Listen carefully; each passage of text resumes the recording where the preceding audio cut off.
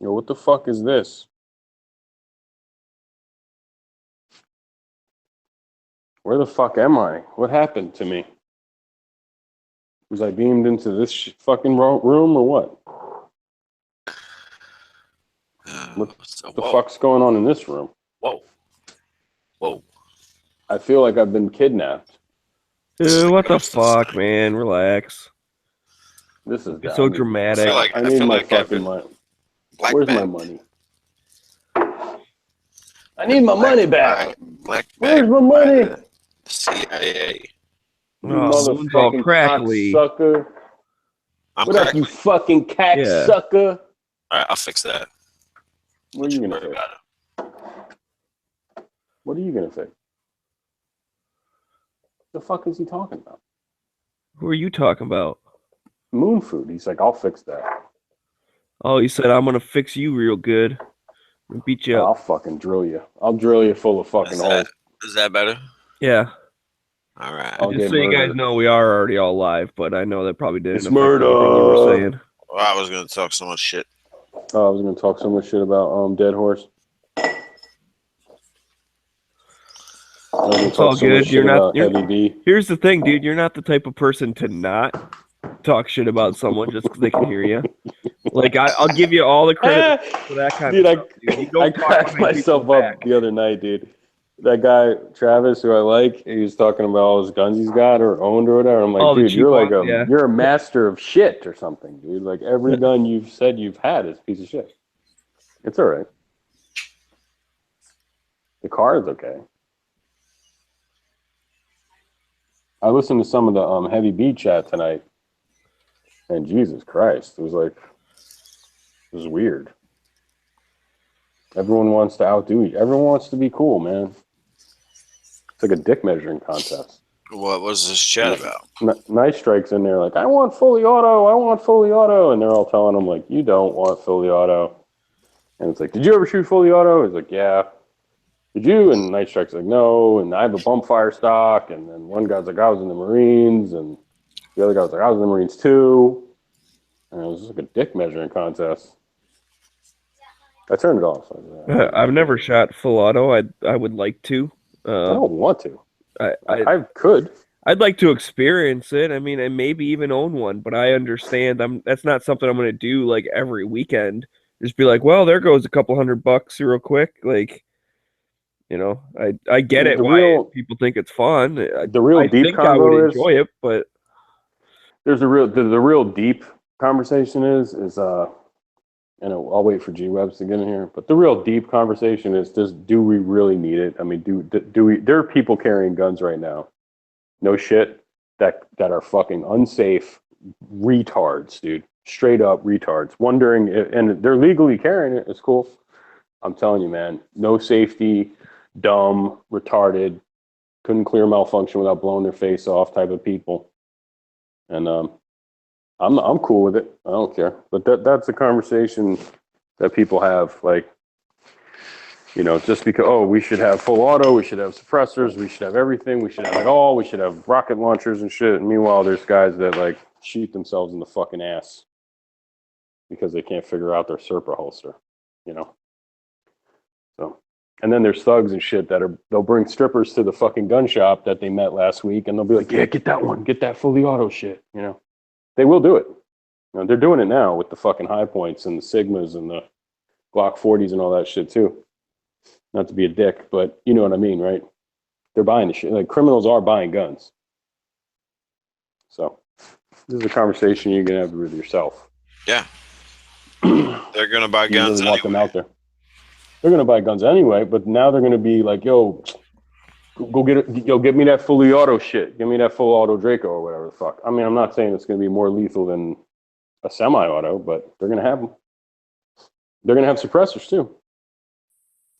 Gangbangers, straight. Not like they don't have them now. I don't think they really do have them now because, crimes aren't really committed with them. Maybe I don't know. We'll see. We'll see what the deal is. I hang out at enough gun shops that are mega big, huge ones where I see like dudes like telling chicks weird shit. Like, yeah, that's the one. Get that one. I don't know if they buy them or not. I'm not sure if the store says, yo, we don't want to sell to you. You guys look sketchy as fuck. You know. Either way, I'm for all So- the freedom. I was at a Walmart. It's kind of a rare occasion for me, but I was in there getting like a bag of ice, and there was a couple in front of me, a teenage couple, and the kid asked for a pack of cigarettes, and the cashier said, "Okay, I'm going to need to see both your IDs," and he showed his, Mm-hmm. and she didn't show hers, Mm-hmm. and she was like, the cashier was like, "No, I need to see her ID also Just in because case, right? you're together." And she was clearly under 18. And so the cashier wouldn't sell the cigarettes to the kid.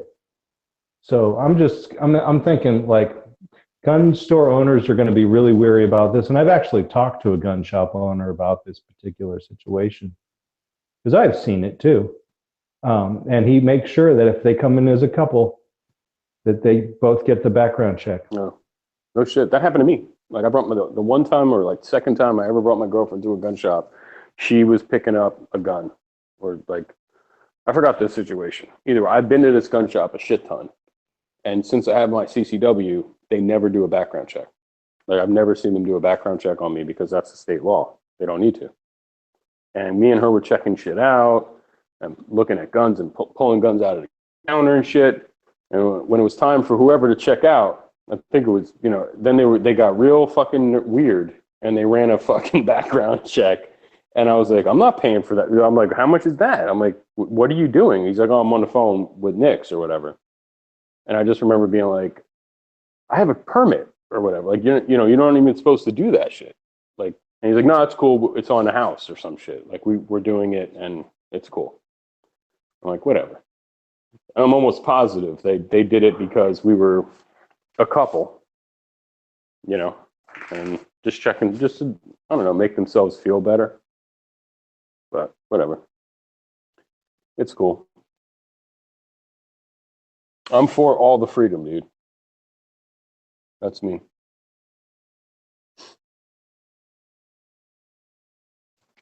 Let them have it. Let them have silencers and full autos and shit, because I'll have it too, I guess, eventually.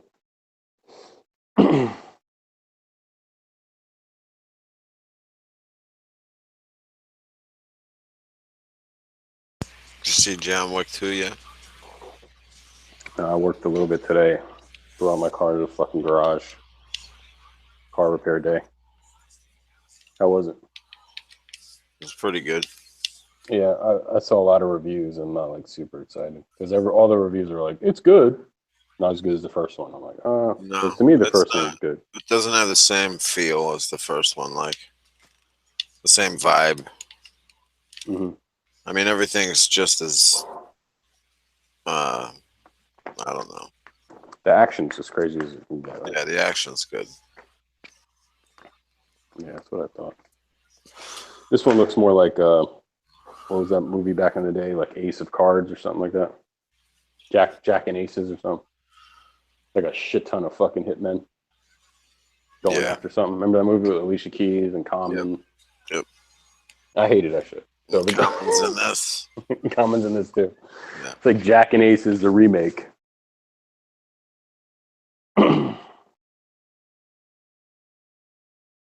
Fuck all that shit. No, I'm definitely going to see it.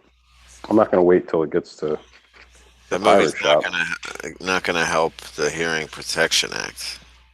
Oh no, there's Yeah. Take that? At one Yeah. point, they're like walking through like the train station with a big crowd shooting at each other, and nobody notices. They're like nice.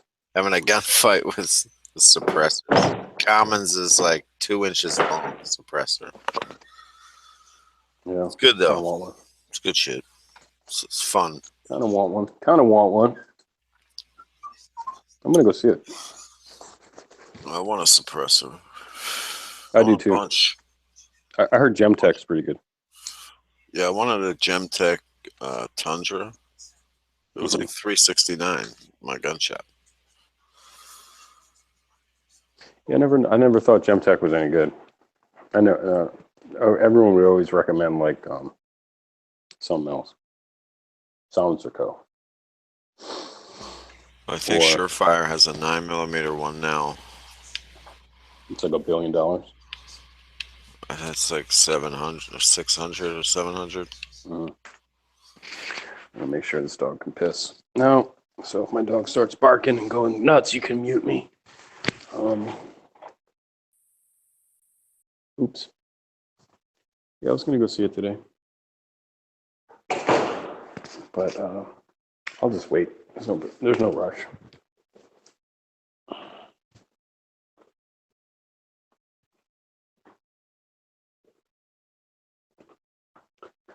The reviews kind of scared me, to be honest. Because they're like, oh, if the reviews are like, it's good, but it's not like the first one. I'm like, whoa. Yeah, the first one was a little more slow, serious, and Mm-hmm. this one's a little more, I don't know. No. Hopefully they'll do a third one. They can are. do a third They one. will. They, Yeah. they We will. can do a third one and then step it back or fix whatever they messed up on. So did he shoot any RMR guns? Nope. Just the 30. Did he have the Terran Tactical 34 a lot? Not really. He had it for one scene. Did he have the HK? Yeah, he had that in the beginning. Oh, okay, then he transitioned. I saw one scene he had like a 1911. Yeah, he gets a 1911. He uses a bunch of different guns. You gotta see the movie. There's too many guns now. Like the Terran Tactical one is just one he picks up from like the armorer at the Hitman Hotel in Europe or whatever. Okay. Yeah, I figured that. Yeah, it was kind of cool that he had his own shit. But he does. He takes the AR, the 34, 26, and the Benelli M4. Oh, he takes that on a mission? Yep. He does like a tactical reload into some dude's chest. It's pretty cool. Sweetness. Well, I thought they should be more realistic, and he should have a 43 with no magazine, extra magazine. Yeah, it looked like they added +2s to his 26. He didn't have no +2 in the first one. Nah. He carried that shit smaller back. I watched this shit the other day. He reburied his shit like in his basement before again. House up, yeah. So what a Democrat! When he Democrat. reburied it, his 26s had +2 base pads. It's like he's a Democrat or some shit. Keep doing that shit. Oh yeah, I mean he goes into the. You know why? He's in New Jersey. I watched that movie again, and there was shit I didn't catch. Like when the cop shows up at his house, the first fucking fight. Yeah. And he's like, "Are you working again?" And he's like, "Just working through some shit or something. Just going through something." And then the cop was like, "All right, cool," and he just left. So that cop was like a crooked cop. He knew exactly what the fuck was going on. Right? Then he looked and he saw a body. I never caught that part. Yeah. That's because I saw that shit on. Anytime I watched it on TV at home, I don't catch the whole 100% of the movie. But then, so he's in New Jersey, so maybe that's why he's burying the shit. But the car that they stole from him originally, I guess, had a New York plate. Oh, right. Well, you would definitely not have a car in New York and have it registered in New York City, and then live in New Jersey. It would be cheaper to live in New Jersey with the car. Yeah, I don't know why, but that's what in the beginning of this second one. Car insurance in fucking New York City is no fucking joke. He gets his original car back, and it has a yellow and black New York tag. Yeah. I was gonna say, your boys Practically Tactical had a good show last night with William April. He's like a former instructor, what the fuck was he? U.S. Marshal. He's got a psychology degree. He's pretty badass, and he talks a lot about headphones, like why you shouldn't wear them in the street. But I got one on. man. It's so fun. So fun. I just had to like take one out so I don't look like such a fucking victim. Come over here.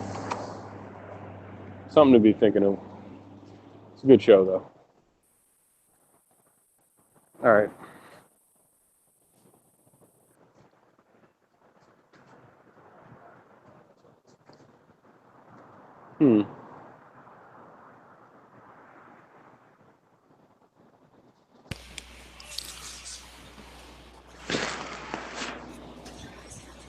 Yeah, I feel Come like on. with headphones, everybody's wearing headphones these days, so it's not something a criminal's going to pick up on. It's just a normal. I mean, now if Yeah. you're listening to loud music and you've got self-canceling or sound canceling earphones and you're blocking out the outside world, Yeah. then you're putting yourself at a disadvantage. Oh fuck yeah! I went for like a 4-mile walk in the city yesterday, or like the day before, and I was listening to music because I like doing that shit, and I just felt like it was during the day. But what time is it now? Like fucking, it's 10. Some sketchy guy was walking around with like something plugging up his nose, like he got into a fight. He was wearing fucking gloves. His hoodie was up, and he, I don't know, just walking around looking weird. And then he went the other way to the subway stop. Looking like he's fucking sketchy. And whatever. I just take one bud out so I can talk to you fuckers. But 2 buds in is like, could be asking for shit. Although I hear everything. So it's not like, you're right, like loud music and you're completely shut out for anybody's voice. If he said something to me, I would have heard it.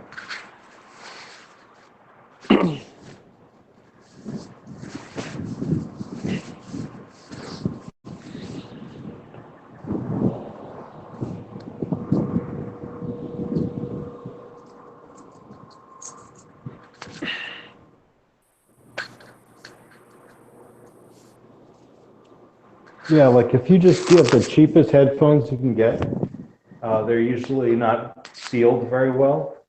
And like, so you have a lot of ambient noise that comes through those, and you just keep the volume low. You're fine. You're absolutely fine. I ride my bicycle in the city wearing those all the time, and I can hear cars. I can, hear people sometimes. People are quiet, but cars, for some god awful reason, all the cars should be getting quieter with electric motors. They seem to Some be of getting them are louder. whisper, yeah. Some of them are like whisper, diesel. man. Everyone's There's a going to Nissan diesel Leaf in my now. building. That shit doesn't make any fucking noise. Someone has a one of those BMWs too, the little tiny BMWs that are electric. And that thing too, they make zero noise. It's like a fucking bicycle. But either way, you would like it. You probably like it. William April. It's a good show. It's mostly about victim deselection. Shit you can do. Obviously, get your fucking face out of the phone. Headphones or some other shit. Yeah, headphones are one thing. If you're still able to look around, you're keep your head up. But if make eye contact, look around. And I've seen a lot of people just look down all the time. Yeah. Even if they're not, with a phone in their hand, they're just zoned out, or they just don't want to see the world around them. I'm not sure, but yeah, it's the thing. When I was really younger, there were some bad guys or some shit on the corner, ask you for $1, ask you what size your sneakers were, whatever the fuck it was. I try not to make eye contact with them because I thought if I did that, then they would be like, oh, they'd key in on that. Like, there he is. Oh, you made eye contact with me. Let me talk to you. You know what I mean? But I don't give a fuck anymore. I make eye contact with everybody. Yeah, I like giving people the daggers with my eyes. Just look at you. Make eye contact with everybody. I just kind of think yeah, I'm about 5 seconds from killing you. those kind of eye dagger thoughts. Why and not? They kind of look like, today's not my day, and then they just pass on. I'm a nice guy.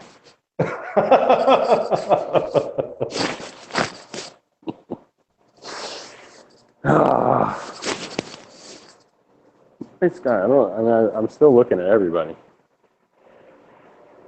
Give a fuck.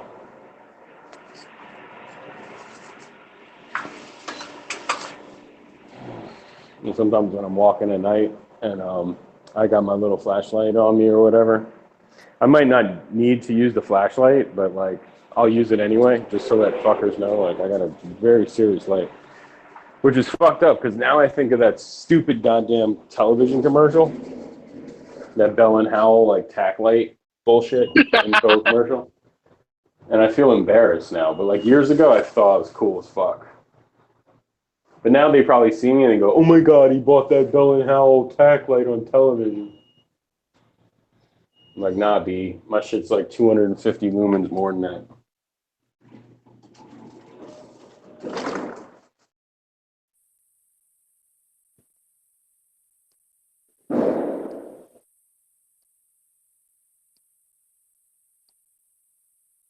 Yo, DB, you ever got jumped when you were young?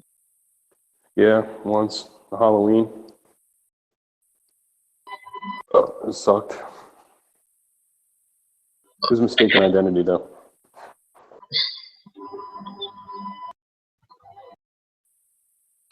Yeah, I got jumped for a fucking cassette player Walkman. They thought it was a CD player. They just took out the battery, fucking threw it back at my fucking dome. I was fucking knocked the fuck out. I got beat up really bad, like jumped by like a whole bunch of people on Halloween one time, walking home from junior high school. And then I remember at the end of it, one of the dudes was like, "It's not him." They kept saying, one guy kept saying, "It's not him. It's not him." But like, no one cared.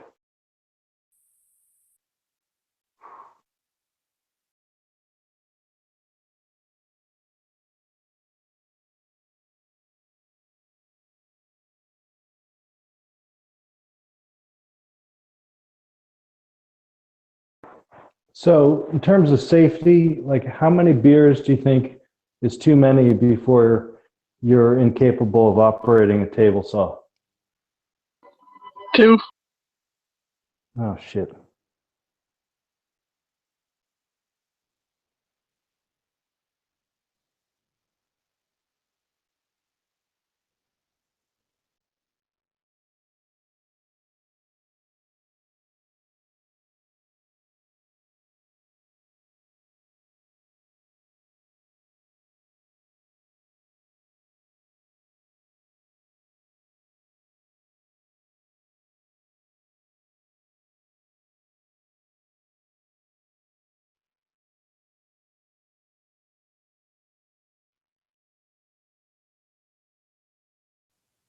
Is everyone sitting in here silently? Silent night. Hey, Smeggy. Damn, dude, I set this up because I had the clamoring of the masses. Everyone wanted to get in so quick they jumped in my other one and broke it. I set up a new one. They all jump in, and now none of y'all are talking.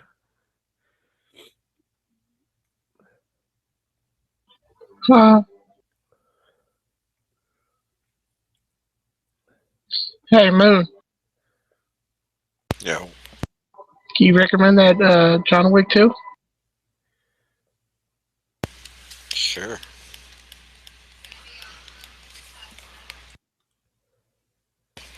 If you like the first one. You can say the first one was on Sci-Fi. It started about an hour ago. What's Clay playing with?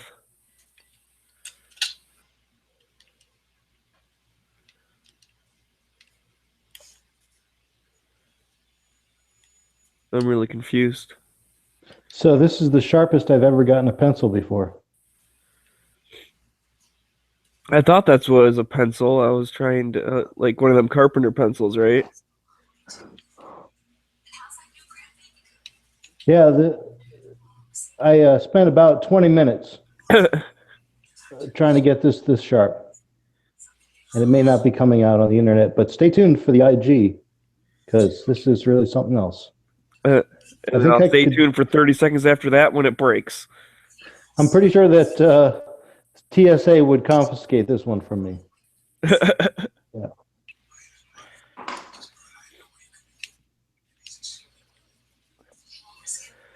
You have an interesting hobby there, sir.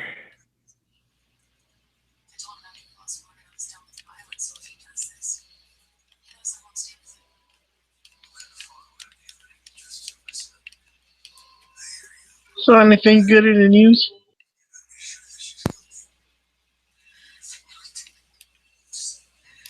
I didn't really see anything good. I saw that Mike Ilitch passed away. Who that? The owner of Little Caesars and the Red Wings and the Detroit Tigers. Oh shit.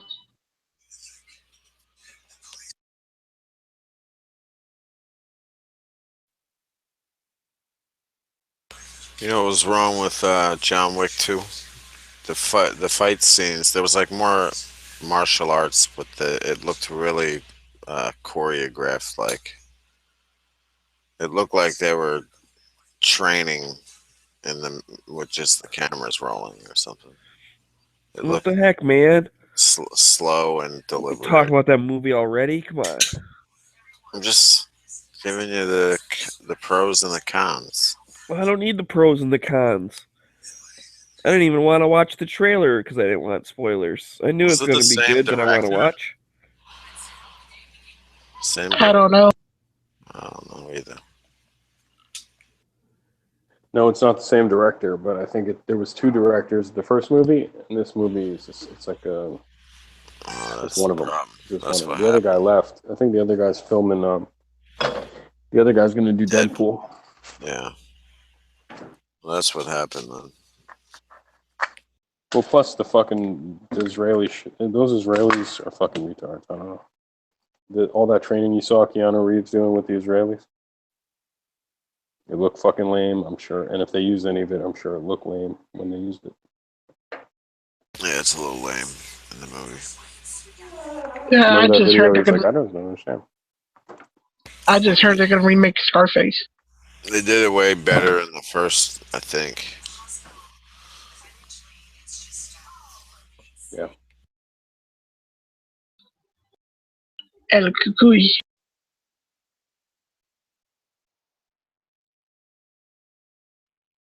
So they're gonna remake Scarface for the third time in a row.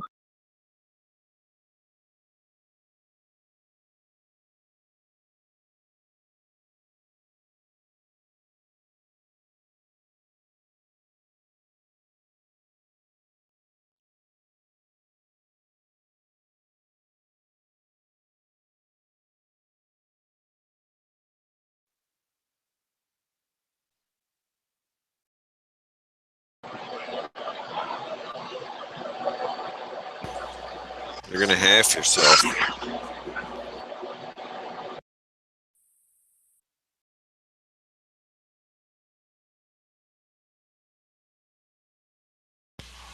You're gonna half yourself like Johnny Cash's brother.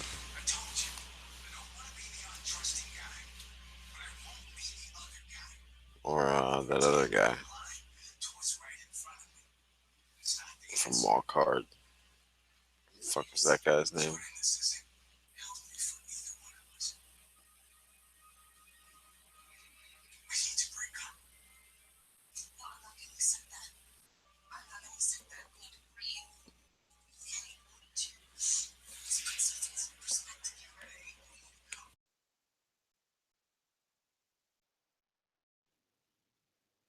Apparently, carpentry and Google Hangouts don't mix very well. Apparently not. I guess everyone's tired.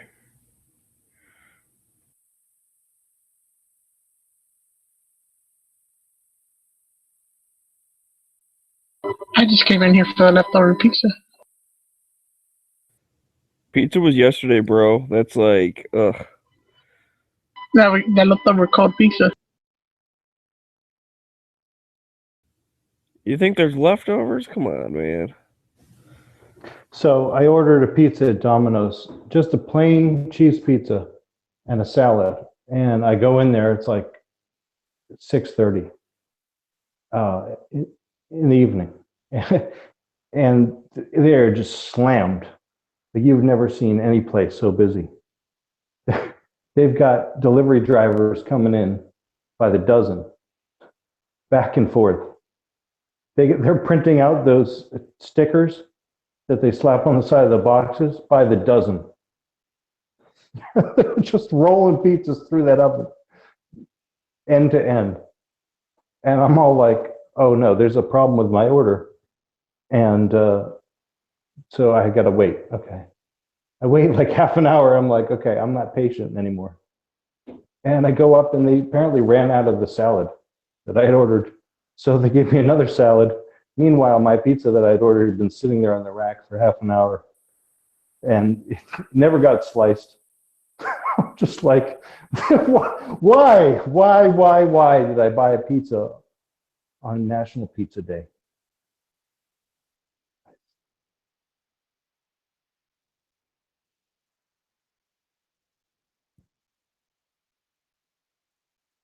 I just ate a tomato. National Pizza Day? It's whack. What? You ain't down with the pizza day? Like he said, not on Pizza Day. You can make it any day, pizza day.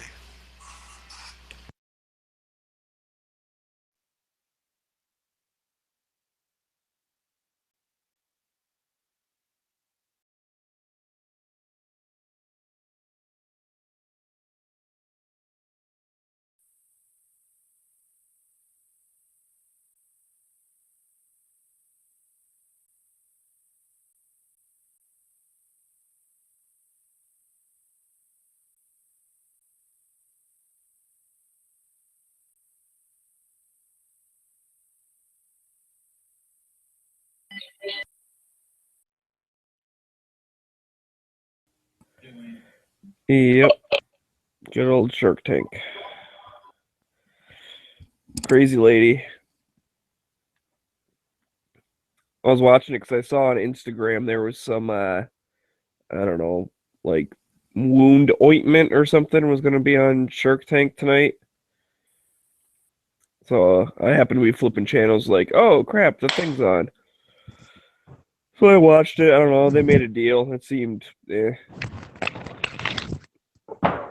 It's one of them like, they claim that it heals like a wound faster. I guess these guys own a gym and they're actually veterans, so that's kind of cool. Like that's probably why I saw it on Instagram. And it's like, okay, that's cool. And you get like blisters and shit from working out and all that stuff. So they made this stuff that's supposed to heal it. But then when they're talking, it's all like, essential oils and all natural, blah, blah, blah. I'm like, wait, man, are you guys veterans or hippies? I'm confused. Well, that's what you need to heal is vitamin E. Yeah, but it's one of them things. I don't know, like the way they were talking, and maybe it does work. I don't know. I'm not saying it necessarily doesn't.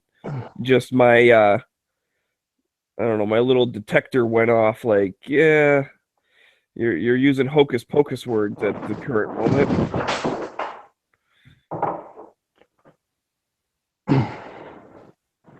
So I don't know, but they made a deal, so maybe they'll take it to the next level. And like I said, if the stuff works, that's cool.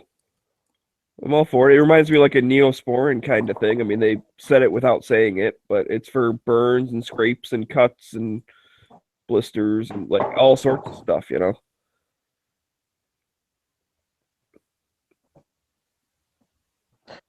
Snake oil.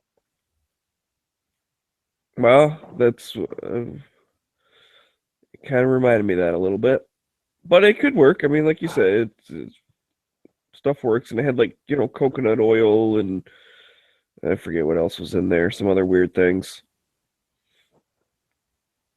Just made me skeptical the way they were talking. Well, if it's veteran owned, then they can use that in their marketing and appeal to a large segment of the population. Well, yeah, because that's the thing. They called it like, what the heck was it? Like Battle Cream or something. Like it definitely, is in that community kind of thing. They also touched on, which I saw on their Instagram because I looked it up. They have a big market in like tattoo stuff, right? Like after you get a tattoo, putting the stuff on there. So It seems like they're big in like gyms and tattoo places. Yeah, tattoos are big business right now. So Yeah, it's like everyone's getting them. I mean, back in the day, it's like the tough guys got tattoos, right? Like the bikers, or maybe I know like Navy and stuff is a big tattoo thing, right? They have all sorts of special things, but yeah, like you were like the bad guy if you had tattoos, And nowadays, it's like shit, man. Almost everyone has one. or 20. Yeah, or yeah, I've heard they're addicting. I don't know. I don't have any. I was gonna say my Yeah. daughters get trying to get more than I do. I don't know how many she's got now. It's called tattoo fever.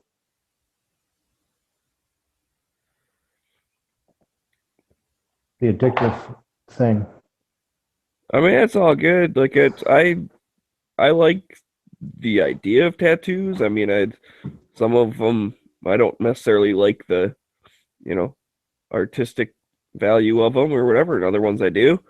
But I don't know. There's been some that's like I don't get people who get stuff that it doesn't have like a good like special meaning or whatever. Like example, there was a girl I worked with. This was back, I was like, I don't know, just after high school or something. But the first tattoo she got was like a picture of her cat, like on her calf that had just passed away or something. Okay, you love your cat. That's cool. You took a picture of it. Like, fine, that's cool. And then she got like some other stuff, and I forget what it was. It was something like kind of special. Like, okay, yeah, that's cool. It's like what it is. And then she had like this crab on the inside of her wrist. And I'm like, oh, why'd you get that? Is that your horoscope? Are you a Cancer or something or what? She's like, oh, I don't know. Like, it just kind of seemed neat, I guess, maybe. I was like, really? That's the girlfriend you want to stay away from. Yeah. Got crabs. Well, yeah. I doubt she had crabs, because I don't think anyone was getting close enough to give it to her. But I just, that answer would really, like, just blew my mind. You got something permanently on your body, and you're not even like, I just thought this was really awesome. Like, she wasn't even excited. She literally was like, oh, yeah, I don't know. I guess it's kind of cool. She was a fan of Dr. Zoidberg. It wasn't Zoidberg. I would have thought Zoidberg was cool. Smeggy's gonna get a tramp stamp. Good channels on the back. Why would I do that? Cover up the one I already have? He's gonna get a handprint on his back. No, I can't do that because Night Strike won't give up his fingerprints. Okay, well, this conversation can end now. Yeah, you'll 77 up in your ass. Whoa. Yeah, I'm ignoring everything about this conversation now. Okay. So, Dead Horse, I see you hate petitions for some reason. What's up with that? Wait, I hate petitions? Yeah. I like petitions. No, I saw that. Flippy was trying to convince you to sign a petition. You're like, no, they're stupid. Flippy was saying that that by signing it fucking didn't do anything. Like, it didn't make a difference. Like, it's the same as just one guy sitting in his fucking basement saying, oh, someone should repeal the NFA. Like 100,000 people screaming into the White House doesn't have has the same effect as that.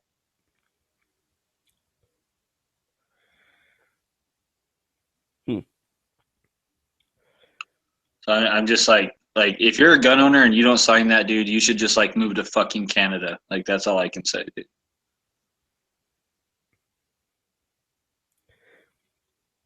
I mean, I definitely am not holding my breath for it to happen instantly or anything, but I still sign the thing. I do still think I don't expect important. I don't expect it to happen instantly either. I'm not expecting 100,000 petitions the next day we get fucking full autos. But like with the way we're set up now with Trump as president and all the Republicans that we have in Congress and the Senate and everything and House majority and all that shit, we will never probably have this good of a chance again of getting our rights back. Ever. Like, you know, this is like a once in a fucking 100-year thing. Like, you know, so in our lifetimes, we'll never have this chance again. So, you know, maybe even in our kids' lifetime. So, like, now, like, this is the best time to push shit like that. Yep, because, you know, honestly, from a tactical point of view, they've been doing it to us all this time, right? Where they're like, we want to ban all the guns. And we say, no, you can't do that. And they say, okay, we'll just ban 10 of them. And then we're like, you know, why don't you compromise? And then they come back to us again and say, okay, well, now you have, you know, however many guns left. We want to ban all of them. We say, no, you can't do that. They say, okay, we'll just take half of those. So maybe it's time now for us to do the same thing and say, we want all our shit back. And, you know, if we end up compromising halfway, we're still way better off than we are right now.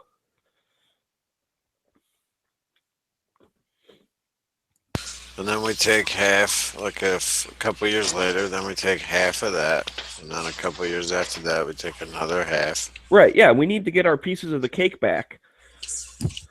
And I say we keep asking for as big of a piece as possible, if not just ask for the whole damn thing back. Every time. We don't even have to worry about the Hearing Protection Act. Like, we don't have to worry about nothing if we get the NFA. Like, that's true, but I definitely, I'm not focusing my efforts or my attentions away from the Hearing Protection Act because, like I said, listen, I totally agree with you. I'm anti-NFA, but I'm not holding my breath. Even with the setup, I'm not holding my breath on that one. well, no, we should be focusing on everything to get our rights back, no matter what it is. But we should be really pushing for the NFA because that's going to give us more of our rights back than anything. And then the next thing it would be the biggest big chunk. Like 50-state carry. Yeah, it would be the one thing that would be like the biggest chunk of our rights all at once. I agree with you on that. You know, but yeah, we still need to be pushing for the Hearing Protection Act and everything else because just in case something happens, like we don't know, you know, there could be a couple Republicans that are like, no, we don't want people to have these child killer weapons. So, you know, like I'm still gonna say no, you know, but yeah, it's a harder sell when you aim for all the way down, you know, the road. It's a harder sell than just saying, well, we're just going next door. So I always use the whole, we're pushing a boulder down the street. And what happens is, like, even when we have people on our side, the anti-gun people will use, like, the ultimate goal that we have to scare those people to stop siding from us. You know what I mean? Like, it's like, let's say you got some hunters that are like, yeah, the Hearing Protection Act, that's cool. And some anti-gunners start whispering in their ear, be like, you know, these guys want, you know, 7-year-olds to have full autos and because they think the Second Amendment, blah, blah, blah. And it's like, all of a sudden, those people in the middle are like, oh, well, I don't want 7-year-olds to have full autos, therefore I'm not going to support the Hearing Protection Act. It's like, it's ridiculous. It shouldn't work, but it does. So we have to, you know, keep going, like, keep as many people on board for as long as we can, and if we have to take baby steps, we can. There's a new bill to get like registered drop-in auto sears removed off the NFA, and have those just a serialized firearm part, just like the Hearing Protection Act. So just in case the NFA doesn't go through, well, maybe we could still get registered drop-in auto sears, and it's just or a at least serialized part considered another firearm. You know.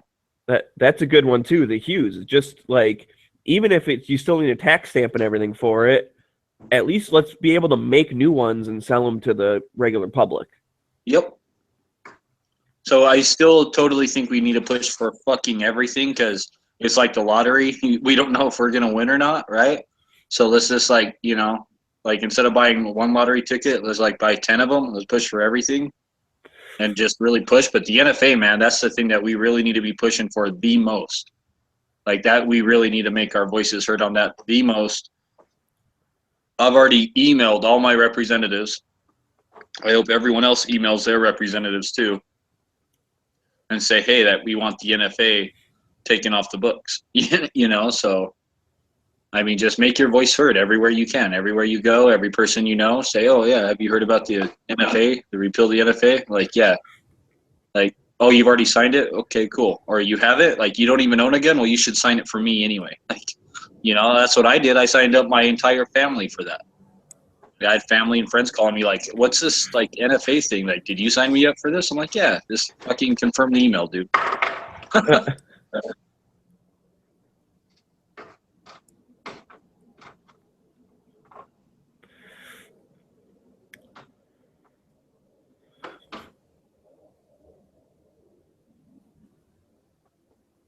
You know, and like, and plus, like, you could tell them that it's like the, you know, National Father Act, right? Like to make like for good fathers, just like when they get the email, just be like, yeah, dude, that's for like the National Father Act to help out single dads, right? Like just sign, just confirm that email from me, will you? Thanks, man.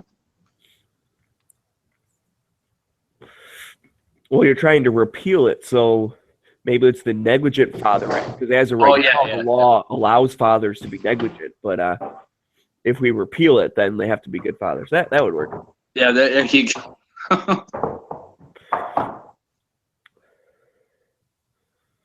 What is Clay doing? Like building a house? I think so. Yep.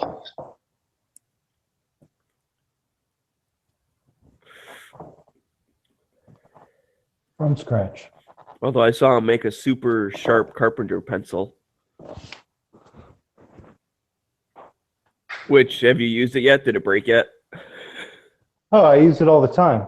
No, the key to sharpening your pencil to the maximum capacity of a sharpener is to not put it in your pocket like I just did, but set it down on your table saw when you're not using it, because otherwise you will break it. Oh, all right. I'm going to mark out some studs here. I haven't done finished carpentry like this in a couple of years. This is fun. Fun Oh, stuff, fuck, guys. I called it, dude. I called it. Ugh. Yeah, he's building No a wonder house. why he got so butthurt over my comment on his YouTube video. Yankee Marshall is using like a hoe grip and stock, and I called it, dude. I was like, let me guess, you're gonna use like a hoe grip and shit because you're in the pocket of Big Hogue? And I'm watching this video right now, and sure enough, fucking Hogue comes out. I fucking called it, dude. He's been in the pocket of Big Hogue for years. Oh, I know, but I fucking called it, dude. I called it on his video yesterday. No wonder why he got so butthurt when I said, let me guess, you're gonna use like Hogue shit because you're in the pocket of Big Hogue. No wonder why he got like such a dick up his ass over that. How did he get That's so, butthurt like, though? Did he reply to you? literally Like, hear him cry through the words he was typing, dude. Like, what did he say?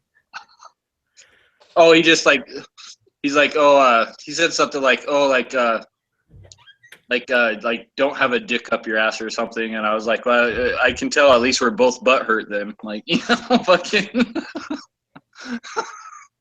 Oh, dude, but I so fucking called that. Sure enough, he's using Hogue, dude. Ah, that's so funny. Oh.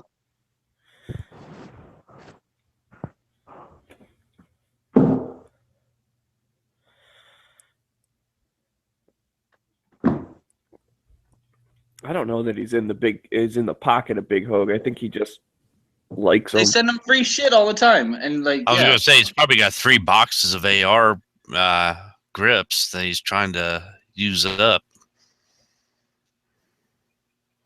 Like, have you seen the boxes of like revolver grips and shit they send them? Like, I mean, like every grip they fucking make, Hogue has like sent it to him. So he has grips, like Hogue grips for guns. He doesn't Hang on though, dude. Do you know that they send it to him, or does he just get No, them? he straight up said they send me this shit. Like he straight up admitted it. Like they send me this shit. I didn't pay for it. They just sent it to me.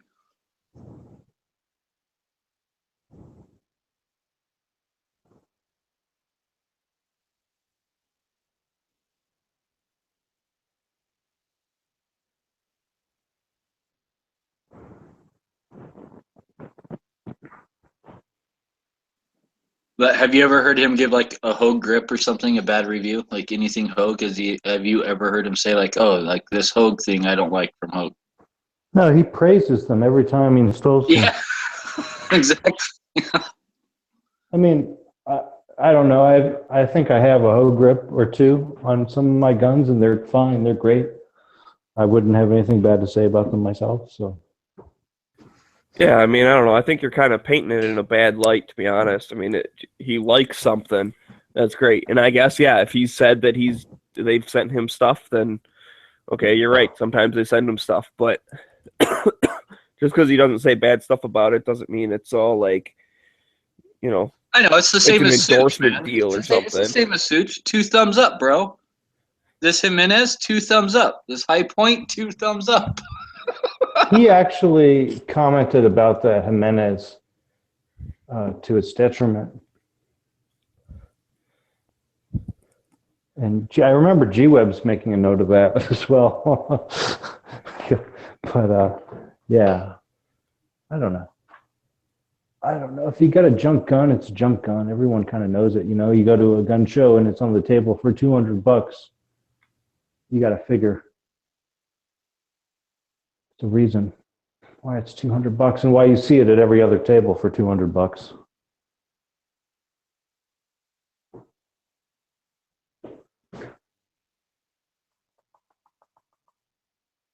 Okay, where's the ones in between?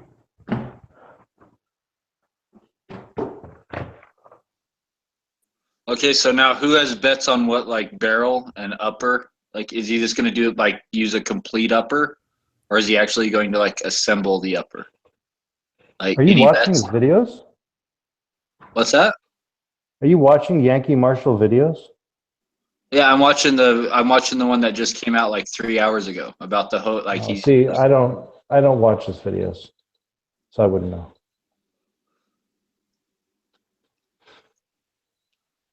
Any bets on what like upper or barrel? Like, is he going to actually build it, or is he just going to like get a complete upper? What do you think?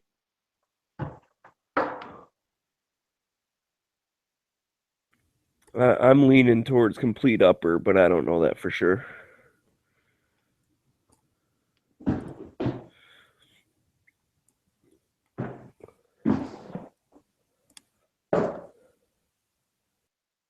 That's where I'm leaning. I'm leaning like a complete upper. Like what company though, man? Like Troy, Daniel Defense. Sure the fuck not Noveski. I'm gonna guess.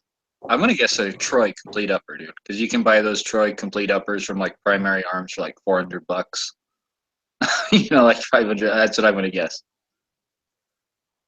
So that way he's not like, oh, I had to buy a Palmetto State, you know, armory. Like, no, it's much better than that. It's a Troy. Like that's. I think that's Yankee style. I bet you he goes with like a Troy upper.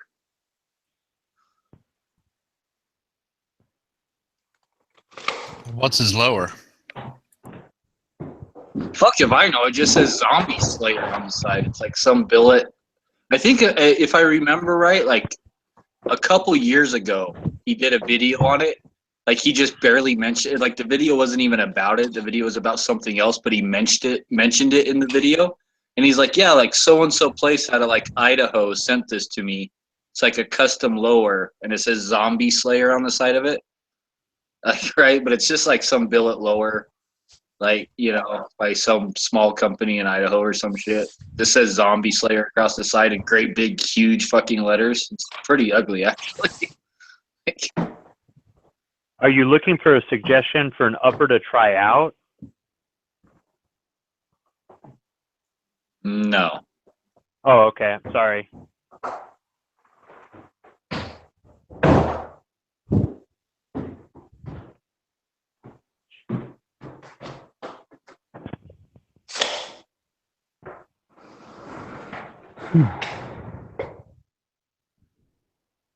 Is Clay at the gym? Yeah, I'm on the treadmill. Get my workout, just like Dano. I'm going to mute myself, all right? I think he's building a trapper shack.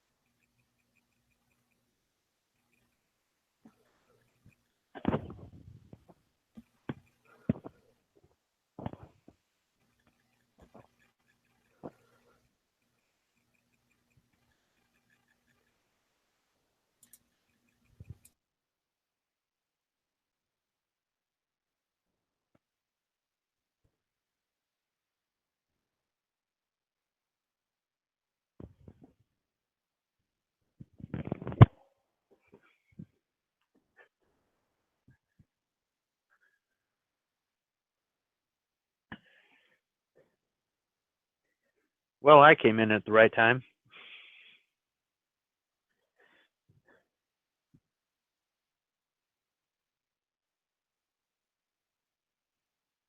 Yeah, I'm working with power tools, so I'm just chiming in when I can. What are you building? I'm doing some finished carpentry. I'm finishing off a remodel project. Like a whole room? Like 2 whole rooms. Wow, ambitious. Yeah, well, it needed to happen. And I was here, and it's going to pay off. So it's all been worth it. Let's see here.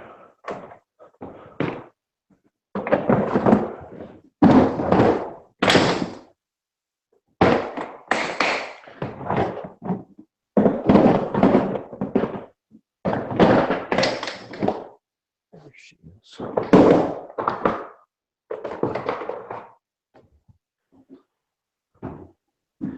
Anyone ever use a Palm router? No. They say you can mill out 80% lowers with these. I've only used them to run. I used a full-size router once, and I burned up the bit in it right away. I'm a repair guy, not a fabricator. Routing isn't really that hard to do, but I burnt up some end mills too. So metal, wood, it doesn't matter. I burned up a bit in a Dremel on masonry. So Yeah, these Palm routers are good for running roundovers. It's like a radius on a corner of casings.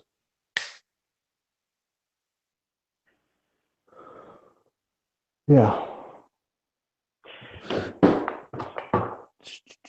yeah, if I had an 80%, it would be a knick-knack or a paperweight. I don't think I would actually turn it into a receiver.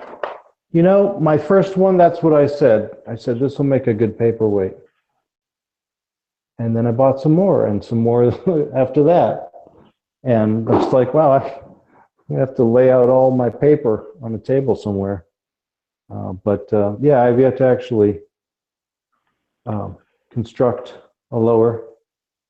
But I've got the tools and the know-how and the stuff, and someday I will. Hey, if that's what you want to do, it's a good project.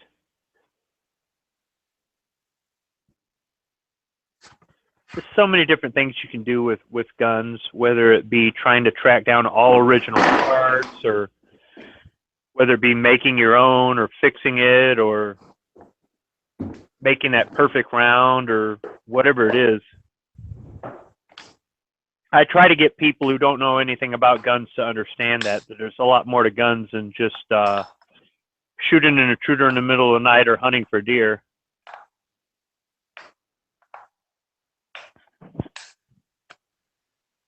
Yeah, I know the car analogy gets old, but I feel like that's a good one to bring up in terms of the diversity, where you can restore an old car, or you can buy a used car and replace the alternator, buy a new car and drive the wheels off of it, that kind of. And that's the thing too. I used to be a car guy, and it got to the point where I was fixing other people's cars, or I was just trying to keep my daily driver going, and cars take up a lot of space and that sort of thing. And I said, you know what, screw it. I'm going to put my energy into guns, because I can store a lot more guns in the same space that I can store a car. And even though car parts sometimes might be cheaper, I can only have so many hobbies, and I just shed that hobby. That's why I don't put as much energy into my motorcycle as some of the guys. I'm not a hardcore biker or something like that, but it's kind of hard to have dozens of hobbies, but guns don't take up a lot of space. But the car analogy does fit, though. I mean, it's the same sort of thing. Well, a motorcycle is cool because it takes up just a fraction of the space of a car, and you might not drive it nearly as much. Like if you have a Harley, you can customize it to the nines, and you can even go farther than that. There's a guy who hangs out in the external chat there. He's got an IG Yesterday's Promenade or something like that. And he's got some interesting pics of some sheet metal and other modifications he's been doing to a Harley. Yeah, he's fabricating a hardtail, I believe. They take up a lot less space in a car. The parts aren't that expensive, at least not for my bike, and it's a lot lighter. So, yeah. I don't have anything fancy. I got $25,000 worth of chrome on my bike, so you can't say it's not expensive. Well, now, like last year, all I did was I took my bike out once, and I paid the insurance for the year and renewed the plates and all that. But otherwise, the amount of maintenance I needed to put in it to bring it up to speed, I said, screw that. I'll do that in 2017 when Hillary's elected. I won't be able to buy any guns, so I'll put my money into my bike, and I bought guns. And then Hillary didn't get elected, and this year I really want to ride my bike. So.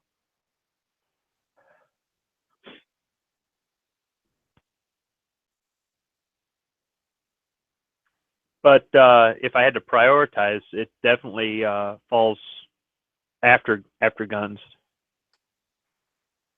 Well, guns are a lot safer than motorcycles. So.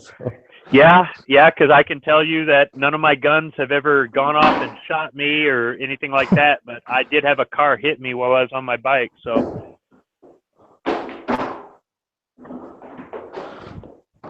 Yeah, it seems like they're getting more dangerous. The more people you get on the road, the more, more things are going to happen. Well, yeah, from my perspective, it's not just the people, but it's the people who are looking at their cell phones. And you know what? I haven't ridden for 6 years. I think it was. You get more people at least on 5 years. I stopped riding like 5 years ago, and it was fine. Like if I went out on a Saturday or Sunday morning early and got back around noon, it was fine. But like I can't even imagine riding at any time now, because in the last 5 years, everybody's gotten a smartphone and on Twitter or Facebook, and the amount of accidents have gone up dramatically. Even wearing a full face helmet, I can see more on my bike than I can through the windshield and A-pillars of my pickup truck. And I do see a lot of people, they're texting or whatnot. But believe it or not, for at least in my experience, I have bigger issues with people on bicycles or pedestrians jumping in front of me than cars. Even though a car is what hit me, they're probably third in line as far as things that jump right out in front of me.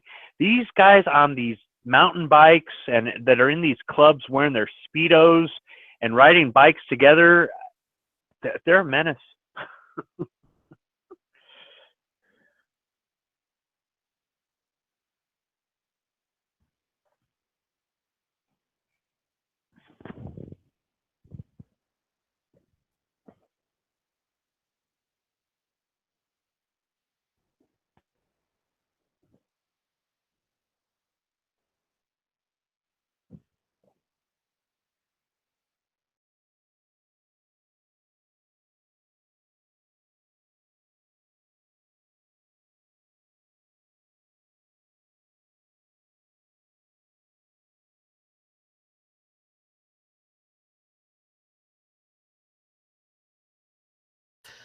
So that's why I installed all those lights on the bike.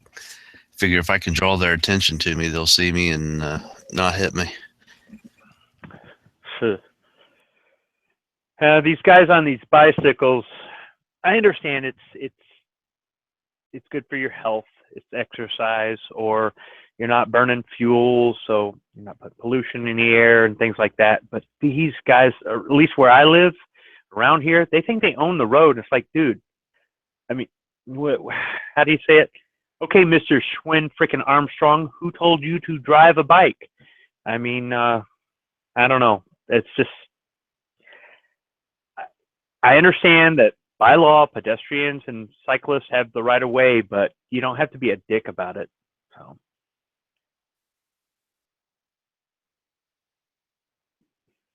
But people in cars, cagers, they don't understand being on a motorcycle the same way they don't understand driving a tractor trailer.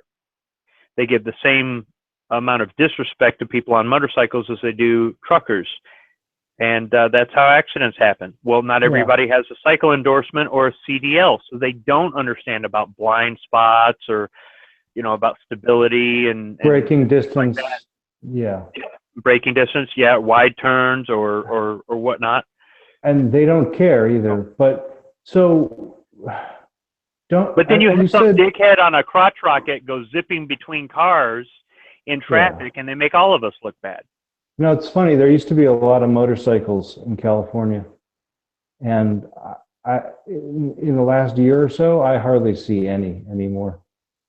So you were saying something about how pedestrians have the right of way, and I think you also might have said that bicyclists have the right of way. And yes, from my experience, bicyclists have to. From my experience, bicyclists have to follow the same rules of the road as vehicles. So they do, but if you were on a motorcycle or in a car and you hit a guy on a bicycle, they're gonna say it was you. They're not gonna say it was the guy on the bicycle. But that doesn't mean that you can't run them over if they get in your way. So what I'm trying to say is that I wouldn't be so much worried about bicyclists as I would be pedestrians. Yes, generally they're slower, and you can. I've had more guys on bikes. In front of my motorcycle. And I'll tell you why. It's because I ride a bicycle, and it's because I want to be visible. I want to be noticed. I want you to hit the brakes. I want you to slow the fuck down. On a bike, on a mountain bike, you don't cut 10 feet. Motorcycle doing 35. Well, no. See, because I'm a motorcyclist, I wouldn't do it to a motorcycle. Because I know those guys. Would you come around the corner? Have the stability. Full speed into traffic. No, and I'm not the biker type with like the spandex and the 20 guys on Sunday morning. I'm not that kind of biker, but. Okay, because those are those guys. They don't like any cars, motors. They don't appreciate anything when they're on their ride. I get that. Yeah. You got to give those guys a lot of distance, especially when they're in their pack of riders. But I mean, I've even had guys tell me to watch out for deer, and it's like, deer shit. Watch out for these guys on these bicycles. But cars, they're not going to stop. They're not going to slow down. Or if they do stop, they're going to be like the last car in a platoon, and then they're going to be like, oh, look, a bicyclist, I'll stop now. And there's like a quarter mile of empty space behind them. And they're just completely oblivious, people who drive cars, from my experience. So if there's bumper to bumper traffic, I'm just going to cut in between and hopefully time it right. I'm pretty good at that. And just be visible. And so, instead of staying, marginalized where they're not going to see me because they're looking at their phone, I want them just like to have that jolt of like movement. Here's somebody, look out for him. Even with a buffered bicycle lane, I feel like I got to come out hard at 90 degrees and cut into the flow of traffic so I'm visible. Anyways,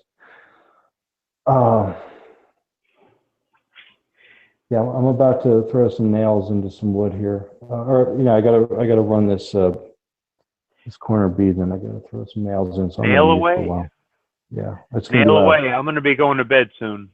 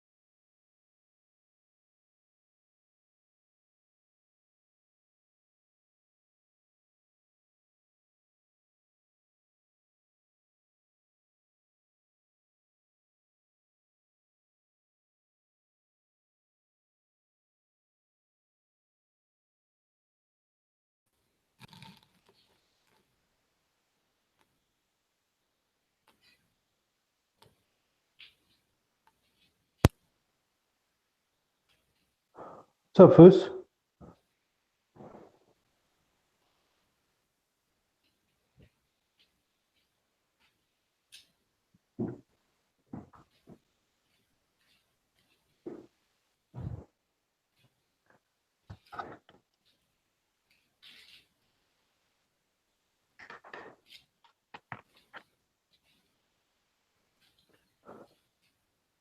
So, Dead Horse, you going to buy Flippy's aim point?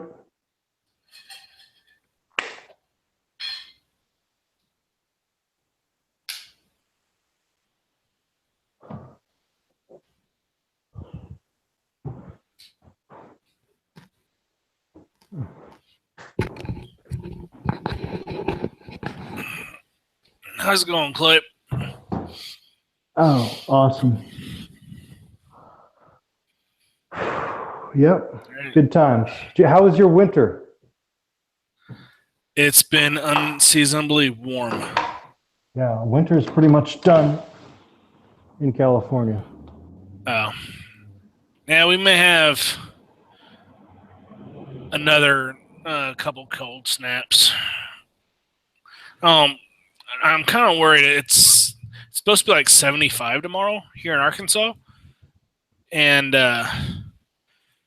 it's not good. So I still have a feeling we're going to have one more cold snap and maybe late snow. What's not good about mid-70s in February? Well, we're probably going to have. I just have a feeling that we're going to have another cold snap later on. We've had some March cold snaps and snows and stuff like that, and just don't want that to happen. What's the highest elevation in Arkansas? Fuck if I know.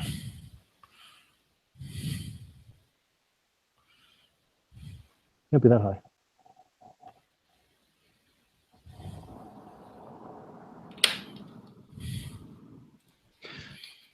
Yeah, where I'm at right now is 100 feet above sea level. And, the cold months are December and January. And then once it stops raining, it's pretty much summertime. So Nice. we've had a shit ton of rain. And I'm probably going to be gone for good in a couple months. So I'm just finishing up some work here. I like working Friday nights. I don't know what it is. So Friday nights. highest part in Arkansas is 2753. That sounds about right. That's like some hills around where I live. Yeah, like That's in Mountain Magazine. We call those hills in the west. Yeah. But hey, where I grew up, the town I grew up in, the highest point was 400 some odd feet. So you do have mountains there. What's that? Is that like the southern end of Appalachia? Oh hell no, that's the Ozark Mountains. Appalachian is. I have to drive 10 hours to get to the Appalachians. Huh. Okay, yeah, my southern geography isn't that great. Sorry. But you know where the Smoky Mountains and the Blue Mountains and the Ozarks, they're all kind of blend together for me. Missouri, Oklahoma, Texas area. That's about where I'm at.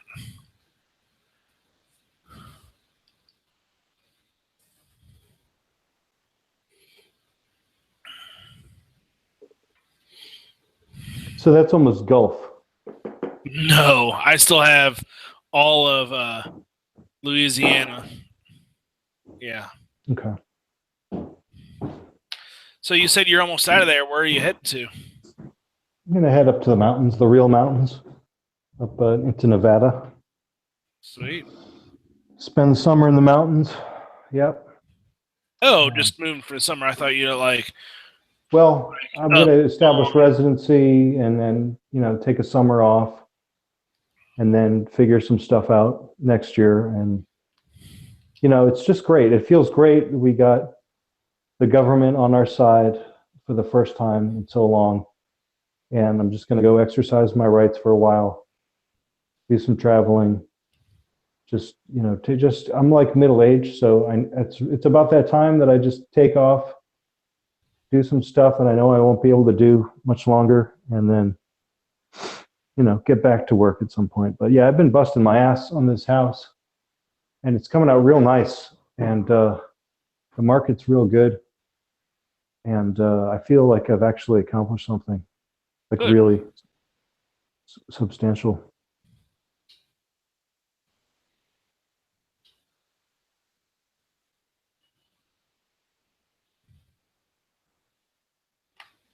Good deal.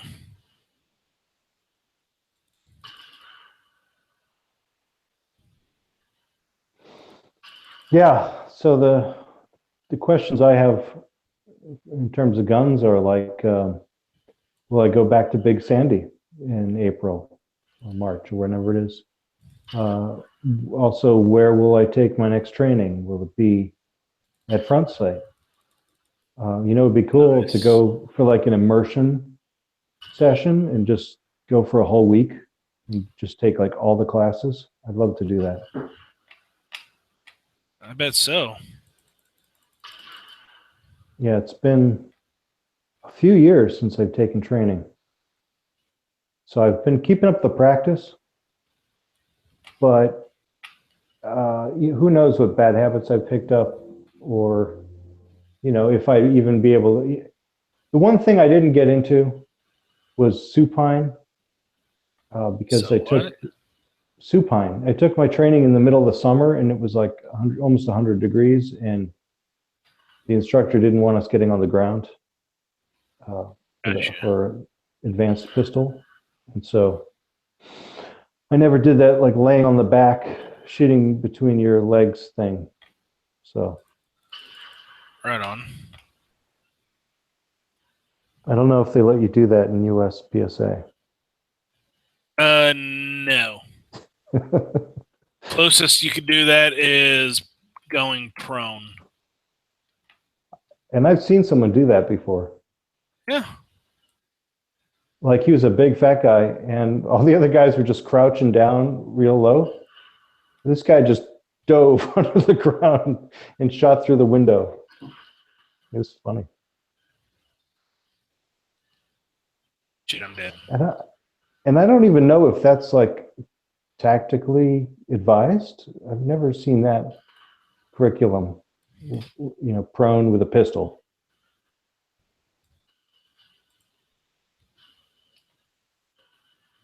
I could be missing something, but something about the slide in your face, maybe. No, I mean you're going to be further down. I mean, the gun's going to be further away from you. It's not going to be in your face. I don't know. So there are many things I don't know that I need to get schooled on. And the tactical quiz today was about gun sight or front sight, or one of those two.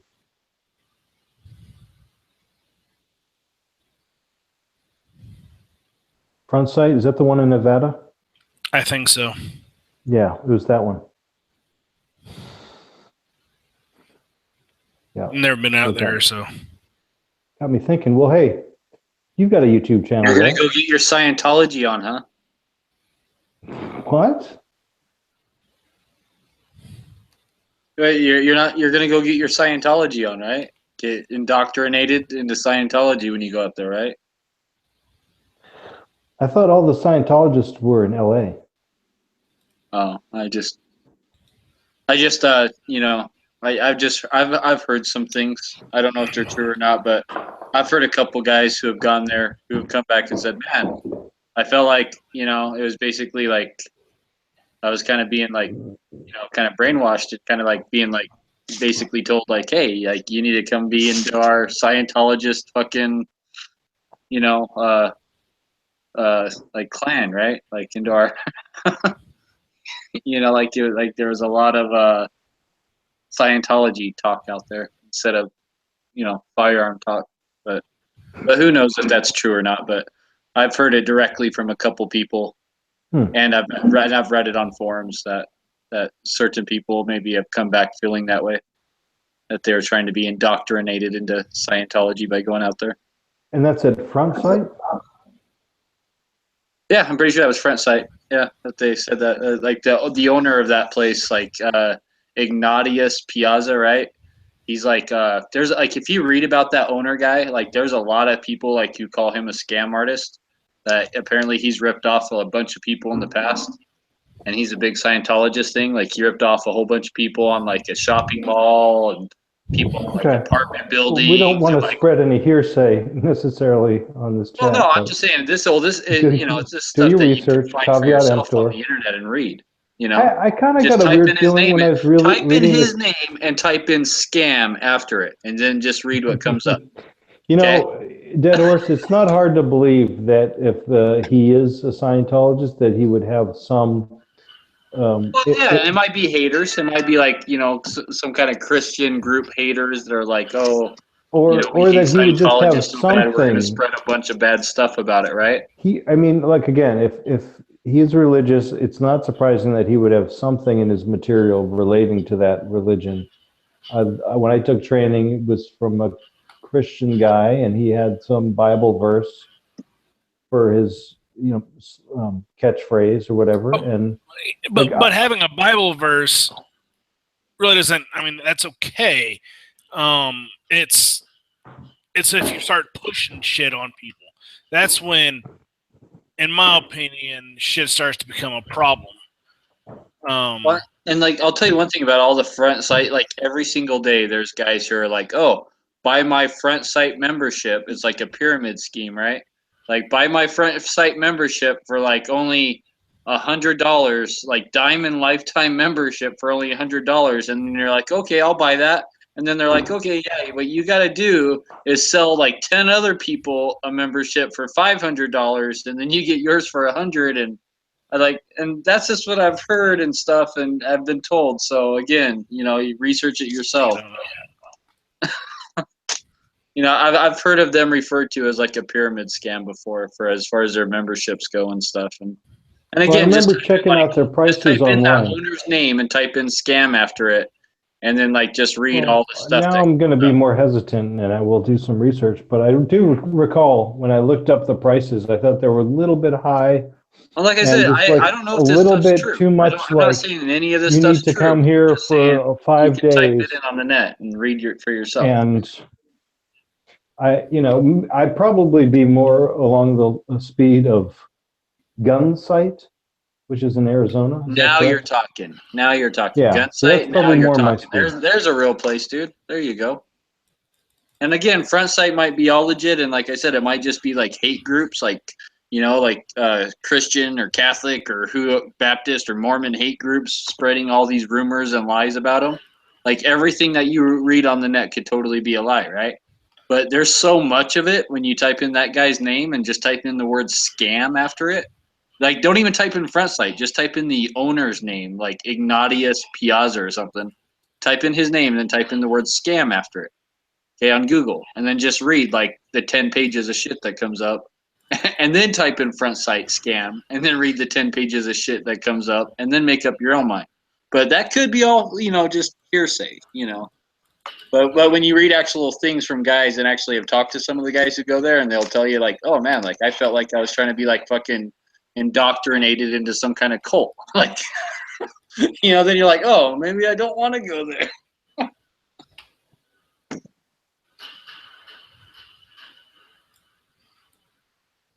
It's like a Tom Cruise jumping on the couch on Oprah, like kind of happiness feeling I heard that you get when you go there. But the good news is if you actually like pass the Front Sight like qualifications, I heard you become a member of the Galactic Federation. That's only been around for 60 billion years. So sweet. Yeah, that would be pretty cool, right? Like, it'd be really fun actually is just to take some private lessons from some retired cop who just does And it on the side. I wonder if they'll Probably measure not. your Yeah. thetans when you go there. I wonder if they'll use an e-meter and measure your thetans, and see about like the evil spirits inside of you. I wonder Because the if they one do that thing for that I free did or if not that costs enjoy extra. about taking a class with 11 other people was that a good quarter of those 11 people were really behind the curve. It really slowed down the Well, that's pace. going to be with any class. That's what I'm talking about. So I might just go directly to one-on-one, even if it's just a day at a time. But in order so that he can focus on me and push me, and I don't have to be standing there while the instructor gives attention to somebody who, has a problem with gun, or like can't hold their gun, or is pointing their gun, in 180 degrees in the wrong direction. These kind of things are just a distraction to me.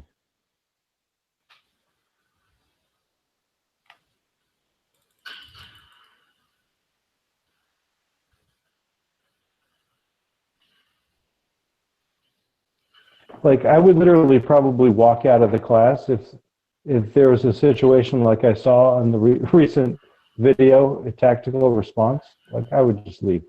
Which the It's not because I'm prejudiced against any individual group or whatever.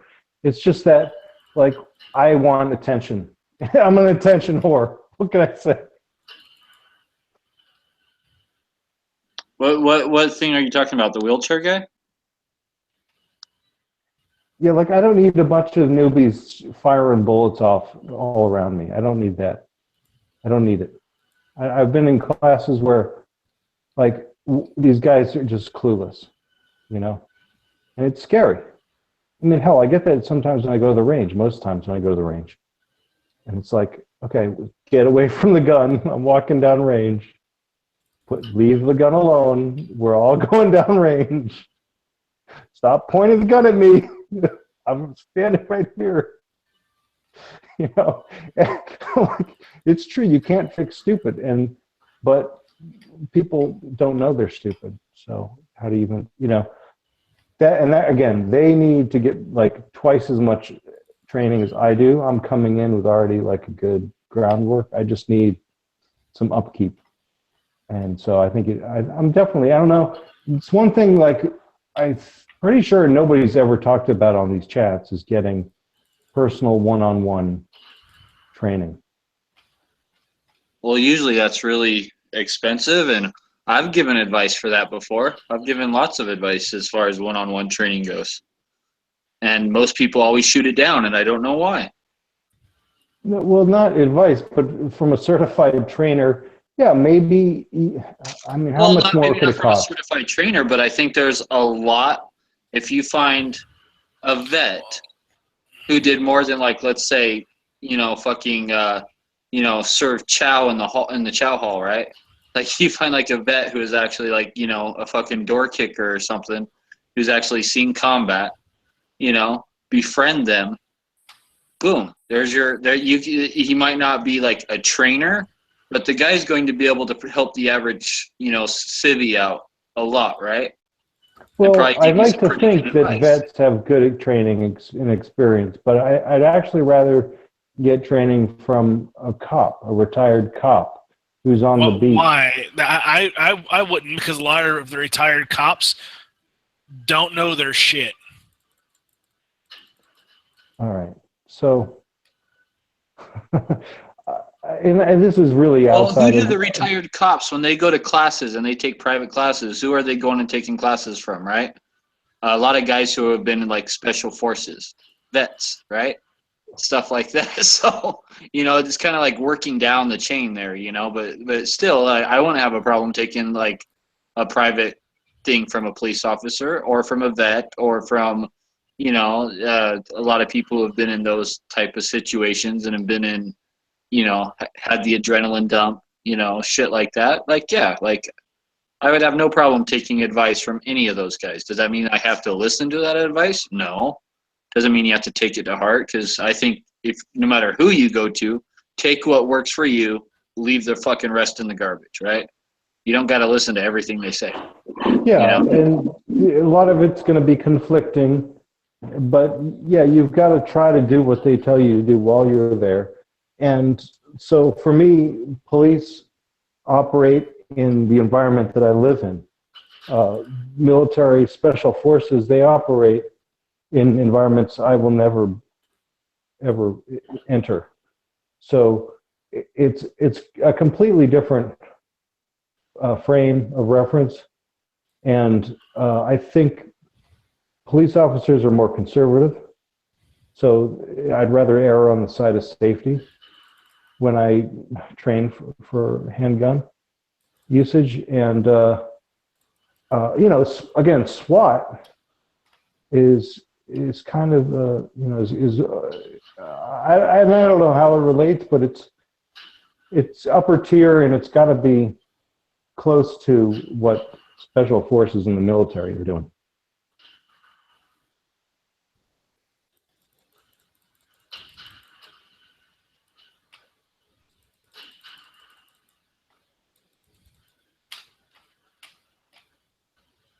So yes, if you can get training from a SWAT officer, I think that's preferable to just a beat cop. Although, there's a lot of, the thing about police is that they're constantly backing each other up. They're constantly out on calls. They get a lot of experience, whereas a military guy may only get a few years of experience and then head out into the private sector. And I don't know, there's something about the military guys, they're just like, they get indoctrinated by the government, and then they get real gung-ho, and I love them for what they do, but they just seem to be on a different level. And, I kind of want something that's more down to earth, more practical.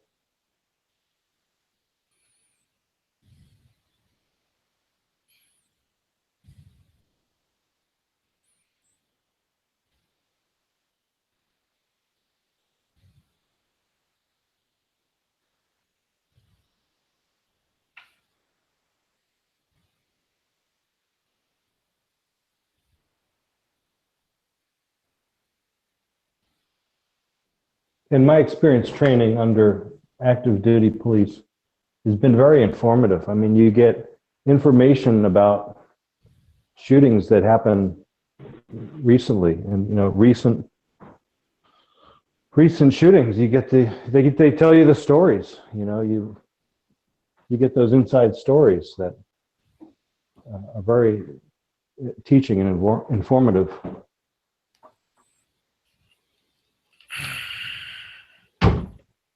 Another good place you can get like some good free advice from, Clay?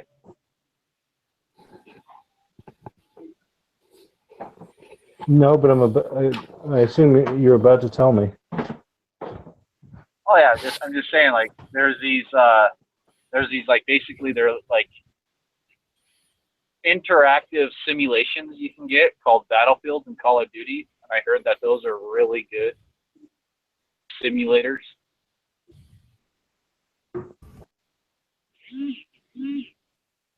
Well, I know you're joking, but you do bring up a good point in that these 3D or video simulators are popping up at ranges, and they do run through scenarios where a guy will walk up to you all agitated, and then you got to shoot or no shoot. And I'm all for trying that out as well. I don't think that the place here has this like basically like a bulletproof screen type thing, and they just like project a movie image on it, and but it'll like record your shots, where you hit, how fast you shoot, all that stuff. But it's expensive, man. It's like you go in there for 10 minutes, it's like $40. It's super expensive.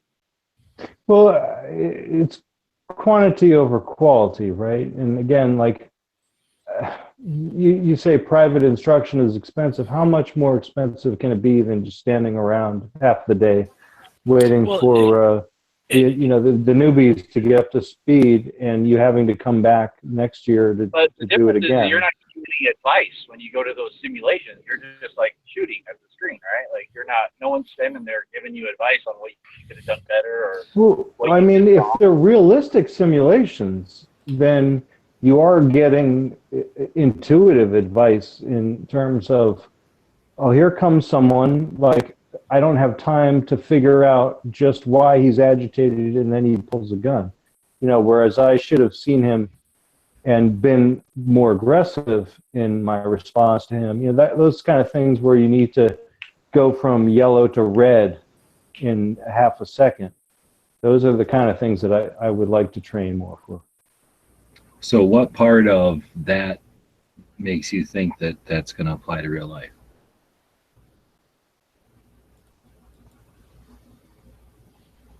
Well, I know it's all fake, but it could be an extrapolated scenario.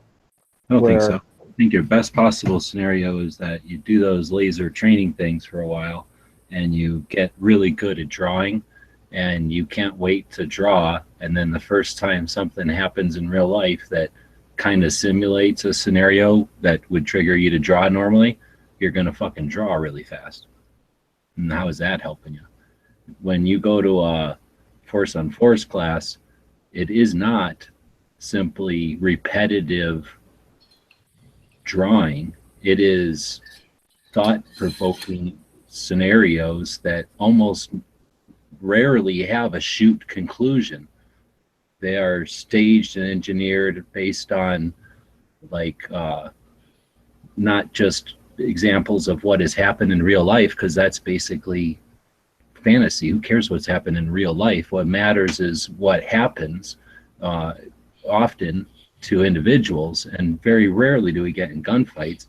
Quite often we get into situations where it could be a gunfight maybe, but it's probably not, and you need to figure out how to de-escalate or get the hell out of Dodge. And just that's what a Force on Force class, a good one, is. One that takes you in and just literally teaches you how to draw quickly or how to masturbate to some fucking scenario that fucking is in the movies. That's not helping you. That's, if anything, going to teach you fucking really bad habits that could cost you dearly in court. So I would take laser things almost as the toy, joke, game, and I wouldn't apply those to real life unless you're talking like maybe something like a specific cop scenario or something where they literally have to constantly, because they're immersed in real life decisions. But we're not like that. We can walk the fuck away. So for us, most of it is walk the fuck away. And then when you actually need to learn how to fight, it's when you don't get a chance to walk the fuck away anymore because you're already in it, or you're being robbed, or you're being raped, or somebody you know is in the midst of one of those things or something. So I'm not going to say that it's as simple as casting aside real life instruction because somebody there might waste my time in lieu of Skynet showing you a video game in a fancy way. So I'm all on board with everything you just said. But going back to the Force on Force, it's good to hear that most of the scenarios end in no shoot situation, because I don't want to get shot with those sim rounds. I'm not up for that. But you're carrying a gun and you're paying to learn gunfighting, but the mind fuck is nobody ever pulls a fucking gun ever. Right. In real life. No, I totally get that. And you can do moving targets and those silhouettes with the guy pointing a gun at you and all that stuff, and it works, but it's limited. And I would like to take a Force on Force class. I'm glad you brought that up. It was kind of out of my horizon during this discussion. So, definitely going to work towards that. But the one drawback I feel like there is to those Force on Force encounters is that everyone's wearing these big fucking masks on their head. And so you're walking in with a limited field of view, and you're like, what am I in, a hazmat situation? Like, you're looking, it's totally unreal. Everybody's looking at each other through these. Have you had those masks on? Those masks have a pretty broad field of view. They're paintball masks. They have a pretty broad. Okay, but they cover your mouth, and when you're talking to someone, you're not projecting your voice like you normally would. And you can't see another person's lips. You can't see another person's eyes.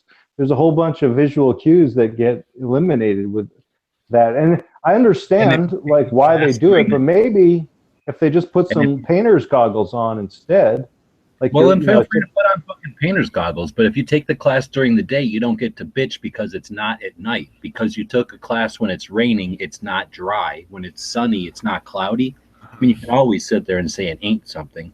So if you want to take it with force on force with a gun that goes off with its own ignition, as opposed to stupid ass like air or something stupid that's going to make the gun different, then you deal with the protection that's the liability insurance required, so you don't pop your own eye out. Well, that It's a little annoying, and nobody wears gloves. You can bitch about that because you're wearing gloves and those things. Nobody usually wears like, you know, a baseball chest or what do they call it, catcher's like thing when they're the bad guys because they get shot all day. Nobody really wears inside. And the other issue is that the guys who are coming at you are operators who do this every day. So Wrong. They have the advantage, whereas if you were out in the street, if they went out onto the street and grabbed some homeless person and put him into that scenario, then I'd be fine with that. Because it'd be a more lot of those realistic. force-on-force guys are people from the class. The class itself. Name any instructor that brings in operators as role players. Just go ahead and name one. I'll wait. I'm sure there are some because I've. None. What about Rob Pincus? None of them. You take. What about Rob Pincus? None. They take. You're telling me Rob Pincus has never taken an instructor and put him into a scenario? I'm going to tell you that he has never even contemplated such a thing. No, who the fuck cares what Rob Pincus does? And that's not the point. The point is you just said that these classes are operators coming at you with some sort of fucking ninja tactics implied. That's not the case. It's people that are alumni and people that are either like other people in the class with you, or like myself, somebody that was auditing or reviewing the class and I was interested in helping out. It's almost never actual people who are playing role players. Nobody has that kind of money, dude. How much do you think it costs to have actual role player guys that, you know, want a paycheck? You're only paying like $200 for these classes. There's no way they're hiring people to play the role players. Most of it's for ammo. Yeah, exactly. You're shooting a bunch of ammo and guns that you didn't bring. So that's what you're paying for in those classes. You're not paying for role player salary.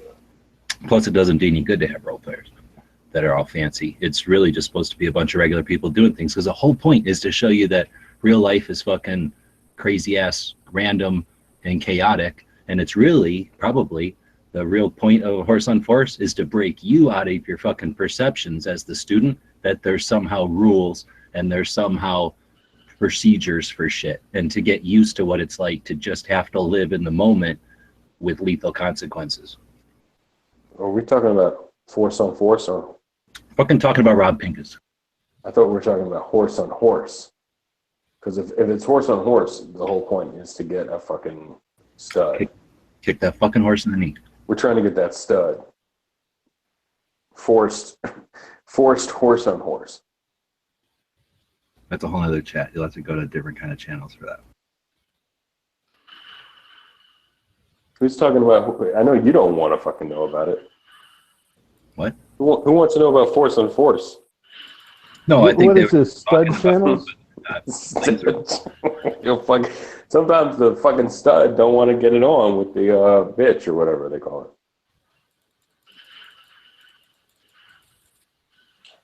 What the fuck I just jumped into? I'm gonna have another drink. So, DB, tell me that there wasn't at least one instructor thrown into the mix on your Force and Force class. DB.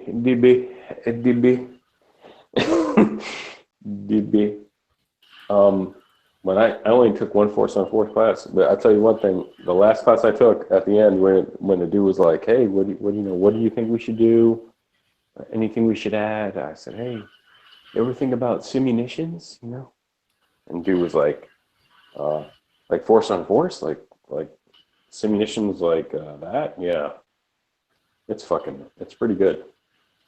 And he was like, "Yeah, I think I'm gonna add that to my 2018." Yeah, any one of you guys would take that? And the entire class was like, raise their hand, like, yeah, we would take that. You know, all you need is 2 fucking sim guns. Like when I went to Tactical Response, they had a shit ton of sim guns. They had like maybe 5 or 4 and a shit ton of rounds, you know?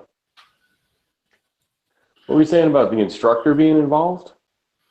Tell Yeah, me. he thinks that he has operators coming in playing the bad guys on force, and it's Yeah, not. yeah, It's, shit.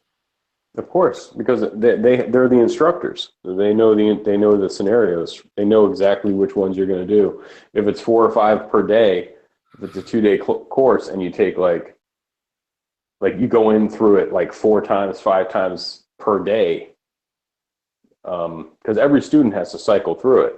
So like while you might cycle through and you come in and you sit down and you try not to like look at everybody else like holy shit, whatever. You have to wait for everyone else to go through it, and then there's like a powwow at the end. No, I'm he's sure asking G-Web's. if the role players are professional operators or not. I don't know about, they're instructors. Some of them are, because sometimes they would say, hey, we need some volunteers for the next one. And I would just raise my fucking hand. So I'm not a professional anything. You know what I mean? So like, I would raise my hand like, hey, you guys need extra, because they need extras. And we would go into the shoot house and they would tell you what the thing is and like tell you what you were going to do. Like say it's like a restaurant, like, you're going to be the bartender over there. Can you be the waiter? Can you be the host? Whatever the fuck it is. You're going to order spaghetti, and then Yeah, you're like gonna that when there's not bread. And then you're going to be like, I don't fucking order spaghetti when I go to places. So they need the volunteers, but that's the one thing is that those volunteers for that scenario, I don't think they would cycle through it, right?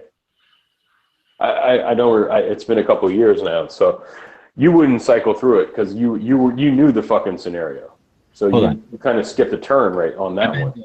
I've been to them where there's plenty of people, and I've been to them when there's not. So back in the day when it wasn't such a cool thing to do or whatever, there was fewer people, and the students, like you'd have a scenario with like, I don't know, maybe 4 role players showed up, and then there was the instructor. So maybe an instructor was a role player, but they definitely didn't have like the instructor be the bad guy. It was almost always the instructor was just somebody there because the student thinks the instructor is going to be a bad guy. So it's just a mind fuck to not have the instructor. Oh, well, that's the other thing. We all had masks on, like, so for our eyes. But So, what coats or whatever they're wearing. But all I'm saying is there was sure. a certain amount of role players, and then, like you say, maybe there's a class of 12 people. So the first person, they're going to come up with some order, like usually, like, okay, I'll go first. Okay, great. So after that guy goes first, he stays and becomes a role player. And then maybe the third guy wants to do the same thing. So now after the third guy goes, he never comes back and he's just a role player. So now you don't know if one of your other students is going to be the bad guy or one of the bad guys or a good guy acting like a bad guy for a minute. And you don't know who's what. So that was the first time they were out here. And then nowadays when they come out, there's so many alumni that everybody wants to just be there and be part of it, because you learn just as much as a role player watching a student come through. Actually, you watch like 13 students come through the scenario. So nowadays there's fucking shit tons of role players that'll show up, and these are alumni, people that have taken the class in the past, know the drill. They know that each scenario is going to be completely different every time. Even if it is the same scenario, it'll run through completely different with each person. And that's a factor of the role players and the student. So nowadays when like Tactical Response comes out here, there's freaking whole bunch of people that show up just to be role players, and they're just regular people that have taken the class in the past. I remember when I would volunteer sometimes when, like, honestly, I'm like a bitch, but like, I would say like, I would see the first few guys come out and they would be like fucking, like they saw the Holy Ghost, man. Their face was white. They were fucking shaking or, like whatever. And I'd be like, okay, well, I don't want to do this one. Like I would do it. And then the next one, like I would volunteer just to take a break. You know what I'm starting to say? Like, cause you would go through certain scenarios and they were so like, they were stressful enough where it would be like, wow, okay, I come back in from that and I just need a break. And I would raise my hand to be a volunteer for the scenario player. Like, does anyone here want to be a role player? I would raise my hand because I needed a break from going through it as just as a student. You know what I'm saying? If that makes sense? Because it would just be like, that's what we were doing. Like, okay, so now it's my turn to be a bystander or someone talking shit or whatever. You know what I mean? So it was just like a break. I need a break. And I would raise my hand. But we didn't have anybody coming in from outside the class. it was 2 or 3 instructors, and I think it was like 12 or 14, like between 12 and 14 students, 2 or 3 instructors, and then anyone in the class who would like to volunteer to be a role player for the next role, like for the next scenario. And you would exactly what G-Web said. You would see 12, 13, 14 students cycle through this thing, and they would all react differently. Some of them would react to the point where you'd literally be like, yo, I do not want that guy carrying a gun. Like, he shouldn't even be, like, he's acting so weird in these scenarios, you know what I mean? And then, so then when we were done, we would all come into like a conference room. My one friend was doing his thing. It was one of these, I think I put a video up of it when we did it, but it was like a car in the desert. It was supposed to be in a parking lot, and you came up to the car after something, and there was somebody rummaging around your car, and then the way that and the guy was rummaging around through the passenger side. So the way this guy approached it, he came up to the door to the driver's side, didn't realize the guy was even there until he opened his door, saw the guy dicking around with his glove box kind of thing, and then backed away with the driver's door open.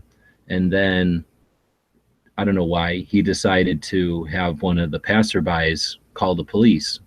So, or no, you know what it was? It was the person who he was with, who was supposed to be his friend, coming out of whatever, store or whatever. So he has his dumbass friend call the police, and proceeds to kind of come around towards the driver's side rear, and then kind of arc around the trunk of the car, like the back of the car, to see what's going on with this guy farting around in the passenger's door. And then the guy farting around the passenger's door basically got up and ran away. And then for whatever reason, my friend freaked out and shot him in the back. So, I mean, that is the kind of shit you go to training for. No one's perfect, and training is what brings the imperfections out of you. So I'm not going to watch that guy perform very poorly and basically murder that guy and suggest that guy shouldn't carry a gun. Fuck that. That guy learned a fucking valuable lesson, and he's probably never going to make that kind of mistake again. So gee, we had like 13, whatever the fuck it was, between 12 and 14 students. And I remember Reed Hendricks was there at the time. And this guy, there was one student that just every fucking time was wilding, dude. Like literally just doing the worst moves you could do, worst decision making, going to gun when you shouldn't, going to the gun when not going to the gun when you should. He was just all over the fucking place, dude. And like I think it was like early day 2, and I volunteered to be a role player, and when we were in the shoot house part. It was that guy's turn, and I remember looking to Reed, and I was like, damn, I'm like scared. Those fucking things hurt, dude. Those sim guns, like, they hurt. I have scars on my body from those fuckers, man. Like, they hurt. And I was just like, dude, I'm scared. And he goes, dude, don't worry. This fucking idiot, he can't hit you. Like, he just can't shoot. Like, so he's not going to hit you. Like, don't worry about it. Because, like, every time he would come back, so what I was trying to say is, like, every time there was a scenario, whether you were a role player or not, we would have a powwow in the conference room. And every student would go through, like, their experience or whatnot. We would talk about it for a few minutes. And then we would do another one. And every time this kid would be like, what? And other students who went through it would hear what he did or whatnot. And it was like, everyone would look at each other like, holy shit, this kid is a fucking nut. Now, at some point, we went through the scenario. So I told Reed, I was like, man, I'm nervous. He's like, why? Because he's coming through right now? Like, because you could tell who was up next. And he's like, don't worry, he can't hit you. Like, he can't even shoot. So don't worry about it. And I was like, okay, cool. So we went through the shit. And at the end, like, we all came back in. And dude, like the instructor, like kind of zoned after like 2 or 3 students went to discuss what they went through. It was his turn, and Reed was like, "Man, I'd really like you to like tell us like why the fuck you did what you did, man. Like seriously, because I'm starting to question like seriously if you should even be carrying a gun." And he did that in front of everybody, and I actually give him credit for that. Because the kid was so fucking twisted, man. Like it was just weird shit. And I know he might have been like, this is just a game. Like, but that was the whole thing. Every time you opened the door and it was your turn, you try to just like shake it off, put your hands down by your side, Go through it like, you know, try not to be on edge. Try not to be a fucking weirdo. You know, try to just experience it as if like you were walking through, you know, normal life. And he would, I could kind of see like he was trying to do that shit, but like he would just do some really dumb decision making anyway. And I told that story after I took that class, and I remember somebody be like, "Oh, that was kind of fucked up," and someone was like, "No, you know, whatever." I'm kind of glad they called him on it, because they tried to like make him explain it, and the entire class was like, "Dude, you're insane. Like that's stupid. Like everything you just said is dumb. You shouldn't have done this. You shouldn't have done that. Like that was clearly this, and you did that." So you're saying he should have been adjudicated mentally ill? He should really think about what the fuck he's you know, like seriously, like just think about it, like, and that was kind of the thing.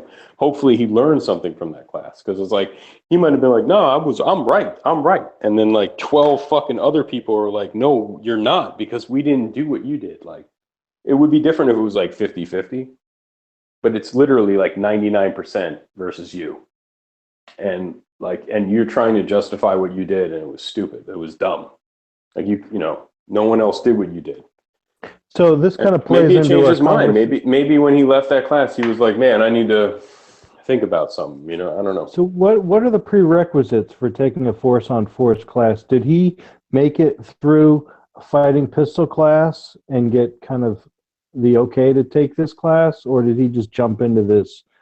No, I don't think there's any prerequisite.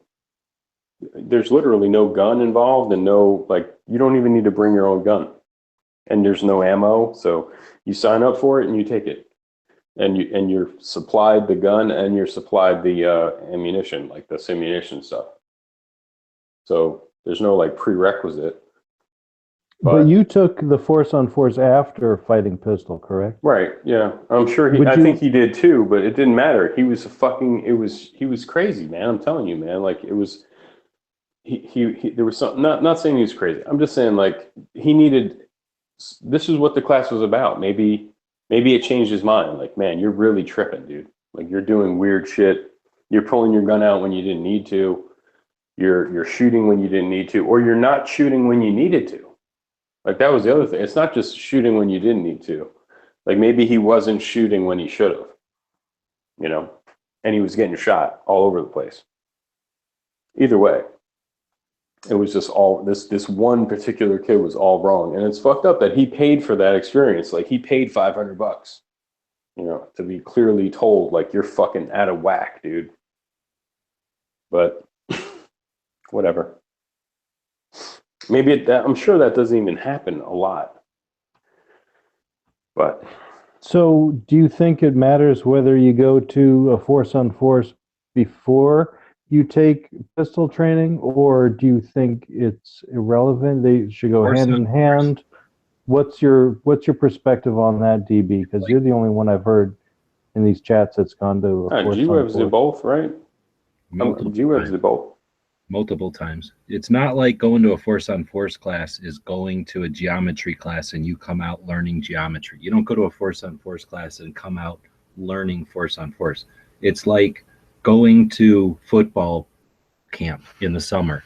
You don't come out and you're a football player. You come out with a set of what do you call them? Like scenarios that you could have never ever experienced, because you can never facilitate getting 12 people who are going to collaborate to create a scenario for you using simulated guns.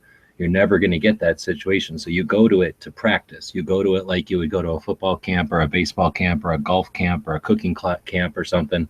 You go there in order to practice your craft in an environment that is going to facilitate everything for you. So you're going to get a simulation gun. You're going to get a bunch of role players. You're going to get a bad guy who's got a reason to come after you and teach you something, some lesson. And ideally, you're going to take that class over and over and over. The same way you go to football practice camp every summer so you get better and better. Some people stick through it. Some people say, I know enough to play football. Some people go, I'm never going to know enough to play football. I think I'll go to this camp for the rest of my life every summer. It's like that. Some people are going to go to force on force once a year. Some people are going to go whenever they can afford it, but I don't think too many people go to one and go, oh, that was awesome. I've experienced it. I don't need to do that. Now I can't wait to go on to the next thing. I think once you've experienced it, you go, holy shit, there's no substitution for that kind of experience. Literally experience, not like that was an interesting thing to do, but like that was valuable practice that I could not have obtained anywhere else. I can't wait to be able to do that again. So you go to Force on Force often. A class is going to teach you at first, and then it's going to be an opportunity to practice and do it in front of a coach, and then to ask questions like, should I change my draw, or am I doing this right, or am I squaring up right? So it's, you know, it's the same kind of thing, but for more of your technical skills, where the Force on Force is like literally just sparring practice or playing games practice, except you have a whole group of people who are your opponents.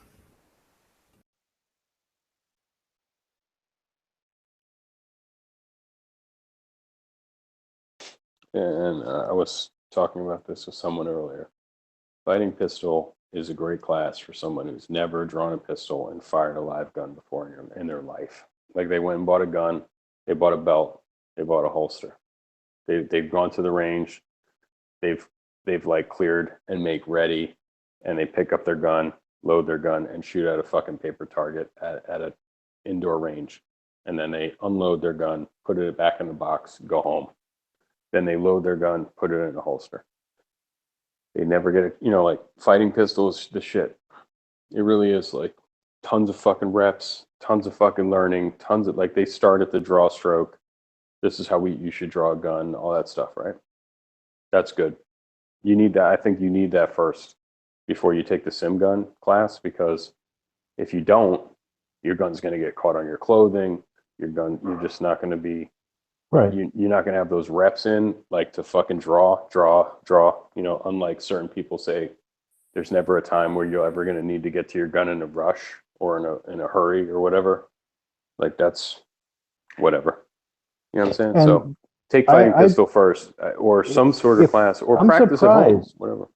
I'm surprised that they didn't have that as a prerequisite to the Force on Force, and maybe that was all this guy's problems is that he had never drawn a gun before. Because when I was there, I was one of the only people who didn't do the trifecta thing, which was like fighting pistol, and then they did like a medic thing, and then they did the fight.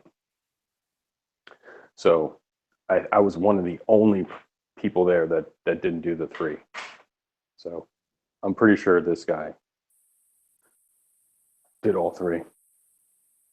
Well, that's too bad then. But so, and here's it was too bad that Reed decided to single him out and kind of call him on his bullshit. But you know what? Every other person there get kicked out of classes. He never kicked him out. He didn't kick him out, but when they're retarded, man. This isn't a joke. If Reed didn't call him out in front of everybody else they were all thinking the same thing. Yeah. And I was thinking the same before he even called them out. When I was a role player, I was like, dude, this guy's up next. I was like, holy fuck, dude. Like, and it makes everyone uneasy. I get that. Yeah, exactly. He made everybody in the class uneasy. Yep. So my question next is, okay, Stimunitions getting shot with little paintballs is great. Now, I've seen a shoot house with live rounds and pop-up targets and whatnot. Now, where does that come in? Is that an advanced training level, or is that something you have to prerequisite? Yeah, well, I was just watching Practically Tactical with like William April or whatever. When they start talking about the shoot house in Ohio and Alliance, and all these shoot houses with a canopy walk, and Pat Rogers at EAG, and they used to do shoot house. You know, they still do like shoot houses. And there's a walk. All the students get to watch you do your thing in the shoot house with live ammo, and they're above you on a catwalk. And you need armor. They're not going to let you even take it without some sort of fucking body armor. So I don't own body armor. It's not something I'm going to do. I can't imagine a class that's going to let anybody stand on a catwalk and watch a student with live rounds.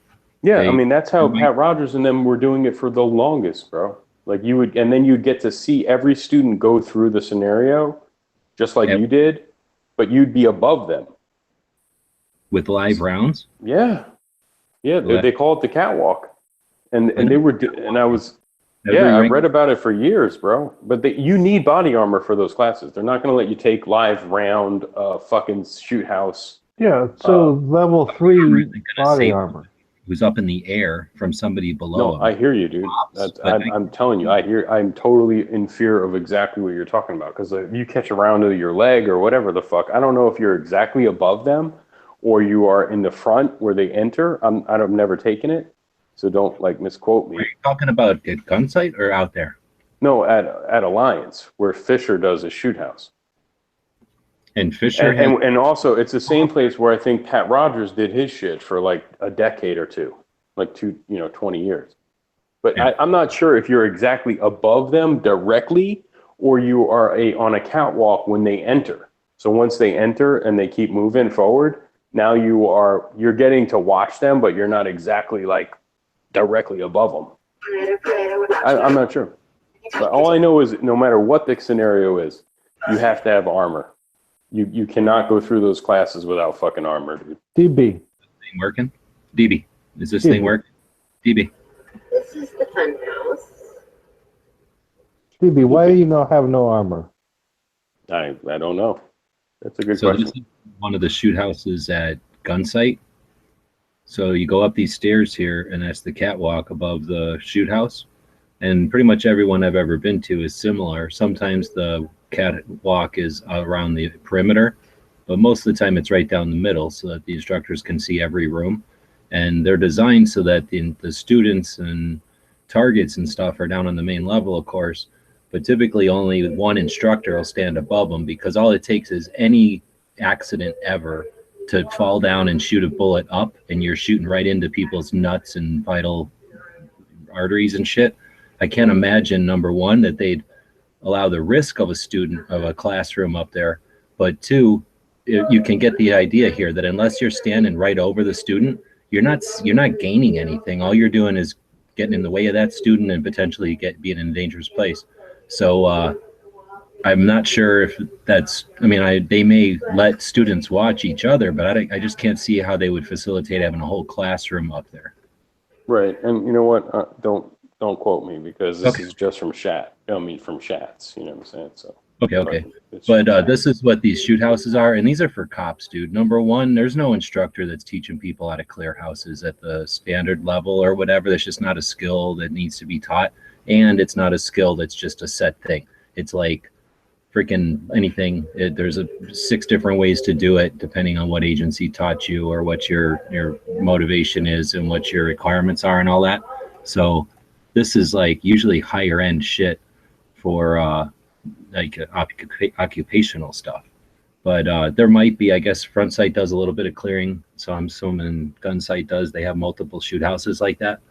But all of that is basically, I mean, seriously, it's like not even what I consider training. This is beyond, like, if you really want to get to the extremes. Like, this is no regular training class has you going into shoot houses and shit.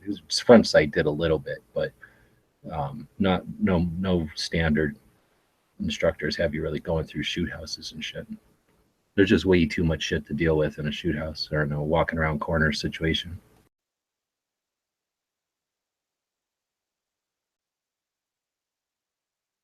This is what it's like walking through. So what was that blonde-haired fellow holding? A cell phone or?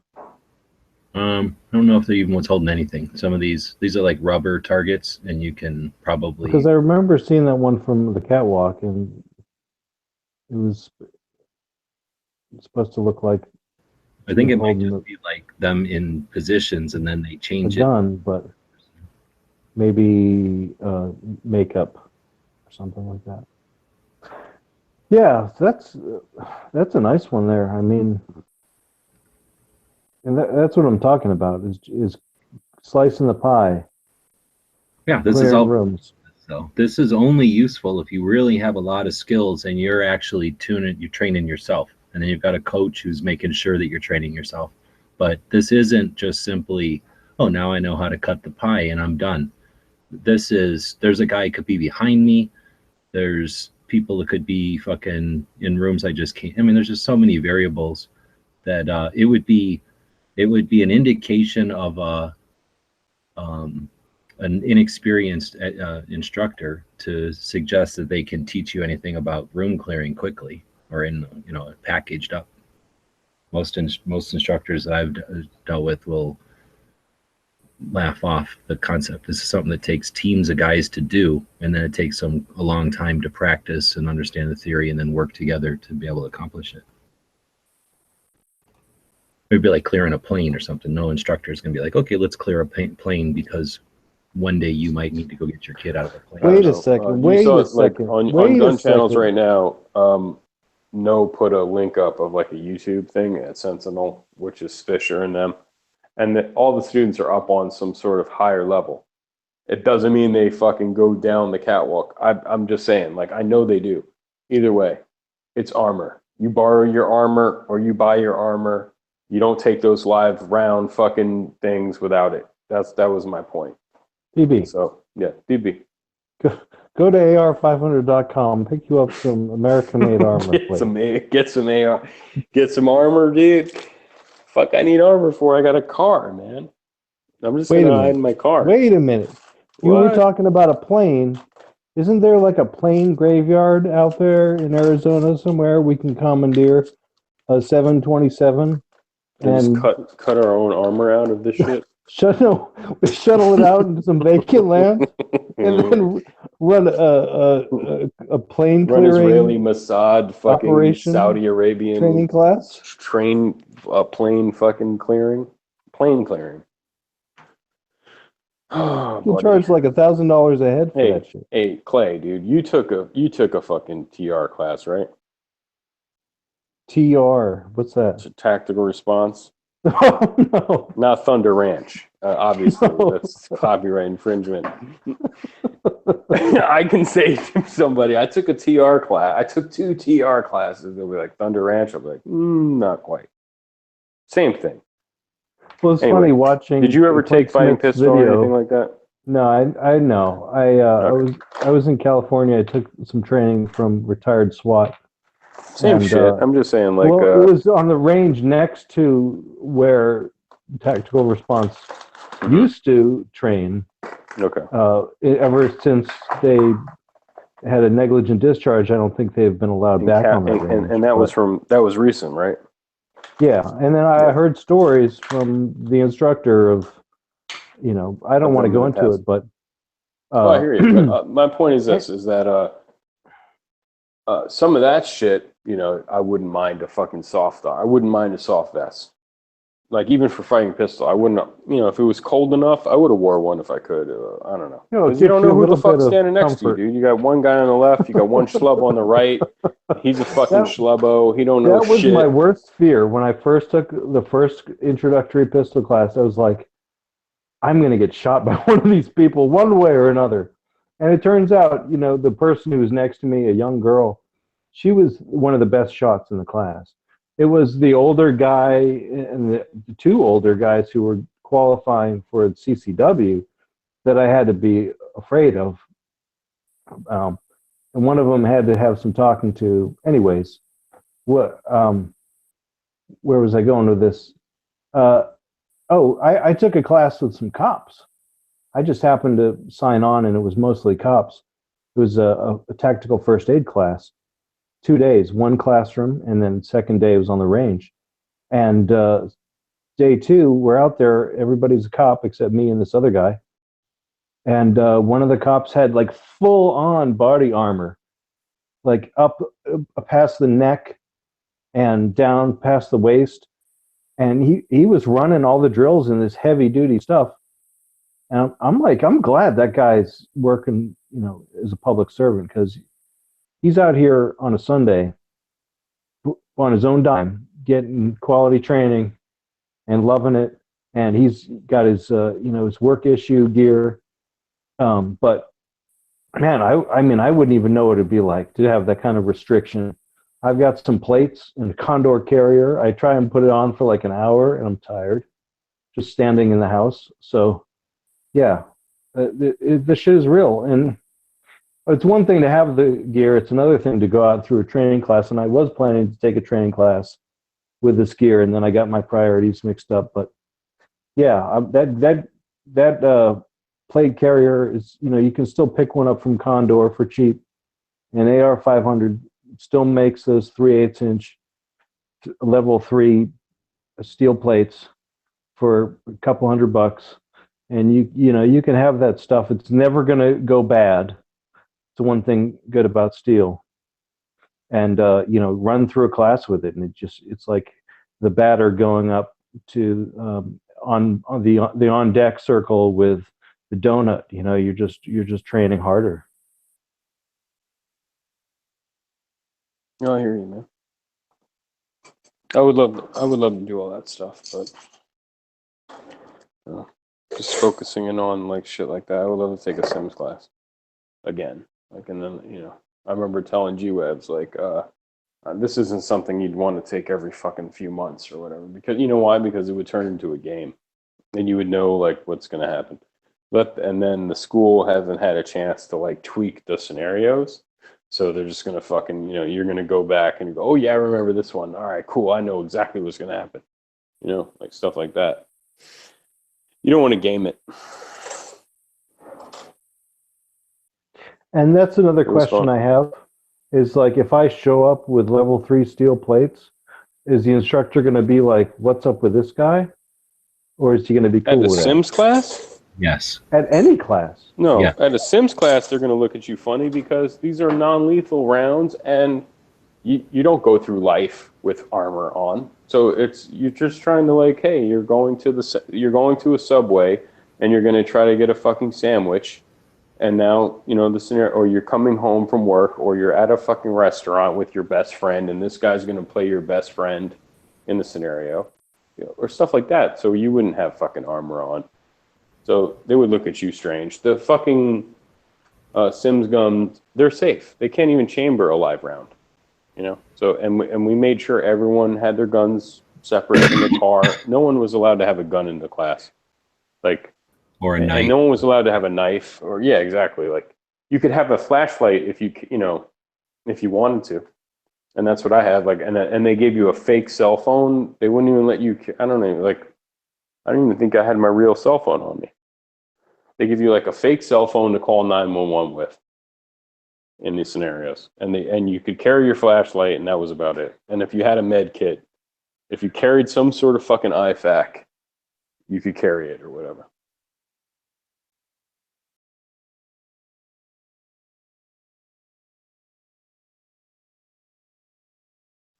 Well, it's interesting you mentioned no knife, because I have a trainer, Spyderco, and I was just thinking like it would be cool to get some training with that and just work on flipping it open and jabbing it in a couple different positions, and that's like a whole nother discipline though. That's more hand-to-hand You want to combat. practice for knife fighting, just get stabbed a bunch of times. Yeah, just get stabby with it. I just took that 2-day class, and there was a shit ton of combatives, man. Like 6 hours, like 6.5 hours of combatives. Half of it was knives with trainers. And one thing that they were telling you was like this folder knife that you carry, all the students went to their car and brought their folders out or whatever. And like, man, these are not knife fighting knives, man. And I like the access and the compression lock on the Spyderco, perhaps maybe they will work.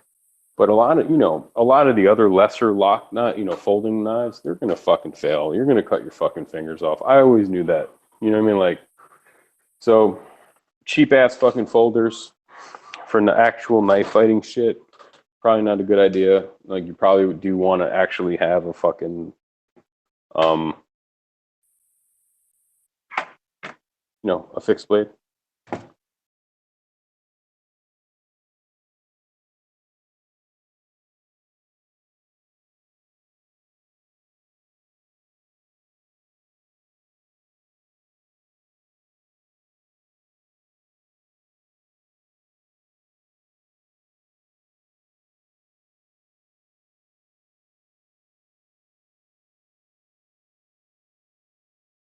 Fuck your fixed blade.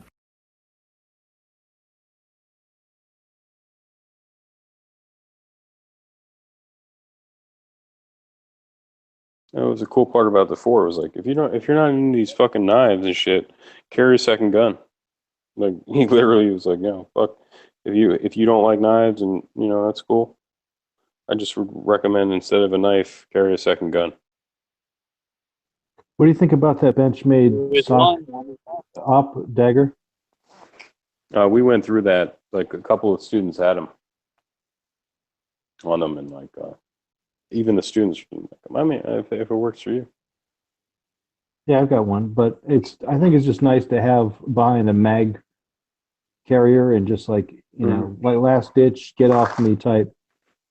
And it's small enough that you could probably put it on a belt and carry it every day. I'm thinking really nice because you can grab your whole fist around the thing, and then you literally have a dagger, and you're not trying to kill the guy. You're just trying to get him to realize you're not a good target today. Yeah, 2 students had them, and 1 student had a trainer. That's how serious he was about it, like about that version. Like, he had the trainer and stuff. So it was cool. I just put my folder back in the car. That's where any live blades could not be out. Go put them away. So he had a shit ton of trainers.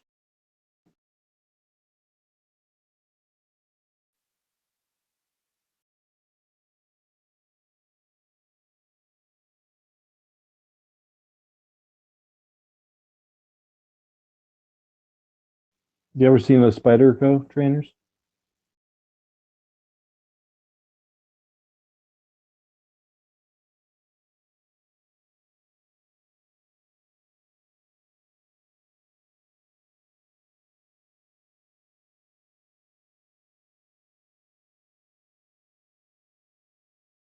No, I've never seen a.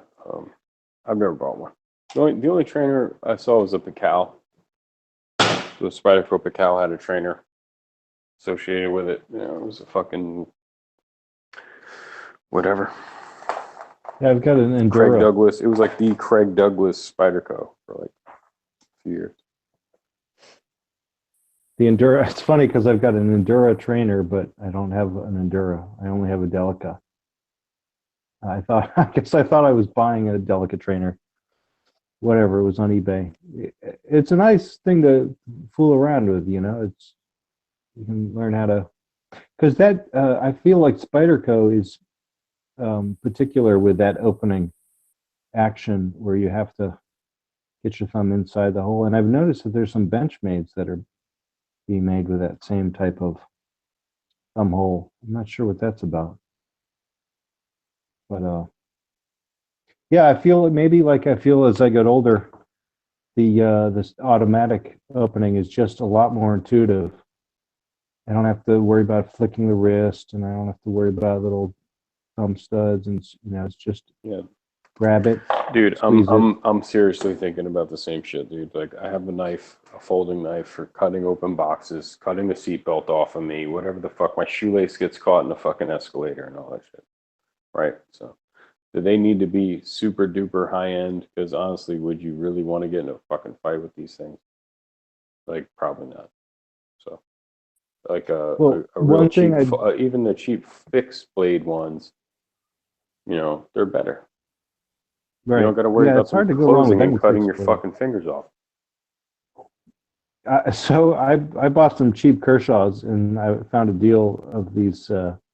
I don't even know what the model is, but it was kind of a Spear Point for $10, and I think I bought a few of them.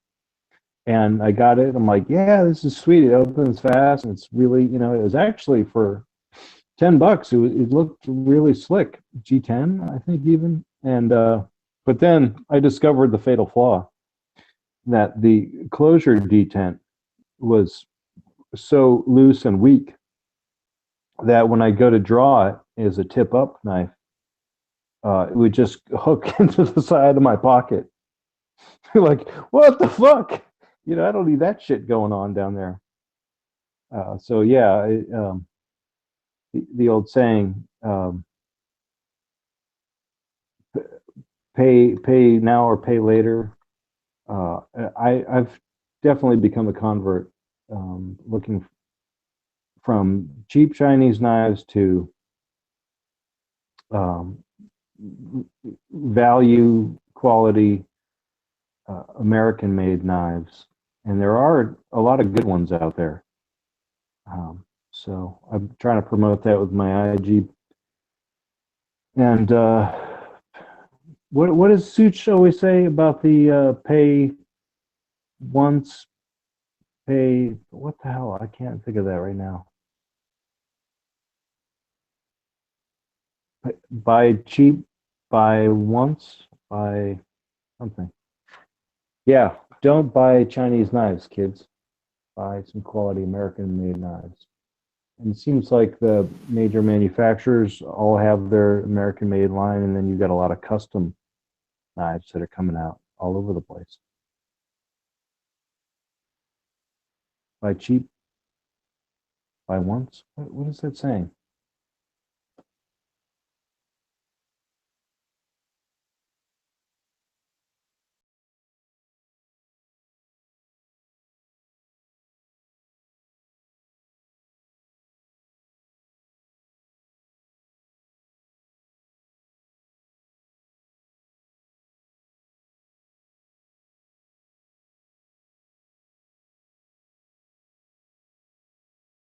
Yeah.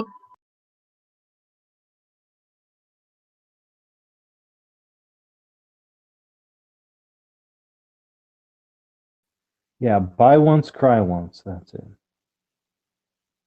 Thanks, Tim. Yeah, I got an old Benchmade that was given to me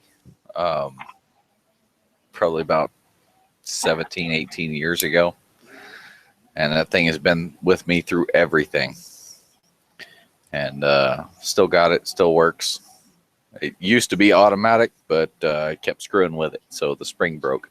But now it's a little floppy, but it still works.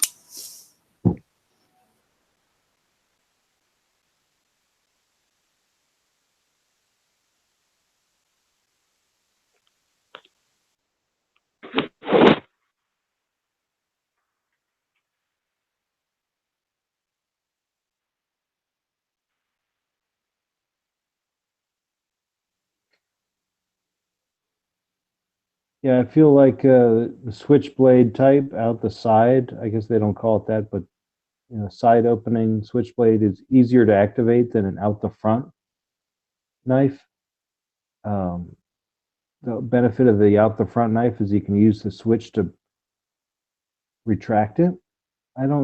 It seems like there's a lot of force involved in that type of switch. So the side opening ones, not really. There's not a whole lot of force on those springs. no, that's what I'm saying. I prefer a side opening to an out the front because it's just easier. Oh yeah, it's definitely easy. But like I said, I kept screwing with it to the point to where the spring failed. And now it's not automatic anymore. I contacted Benchmade and they said, send us your military credentials and we'll repair your knife for you. And I just never did it. But it wasn't important enough of an option for me.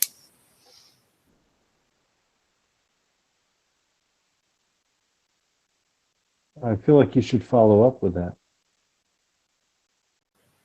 Oh, I broke this thing probably about 8 years ago, 10 years ago, something like that. It was a long time ago.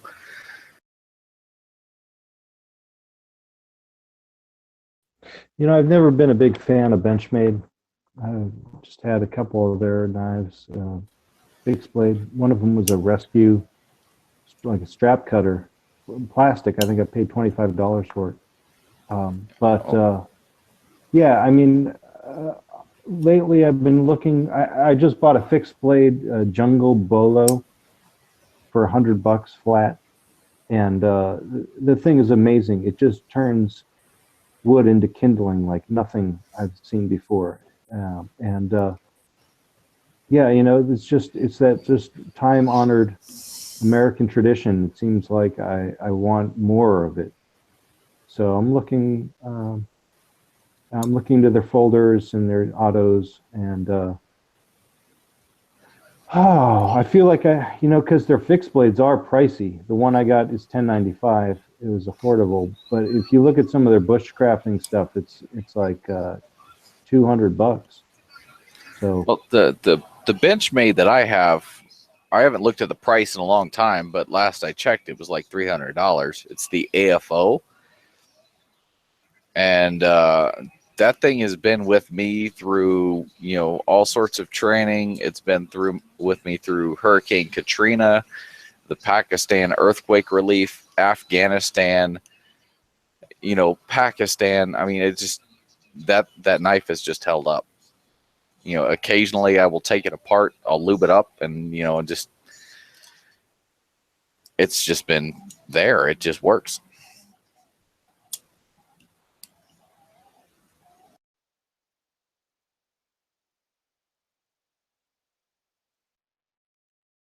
it just so happens I have the Benchmade website up and running. I'm going to Google that. I mean, search. Yeah, I don't even know if That's they right. still make the AFO anymore. I've had this knife for damn near 20 years.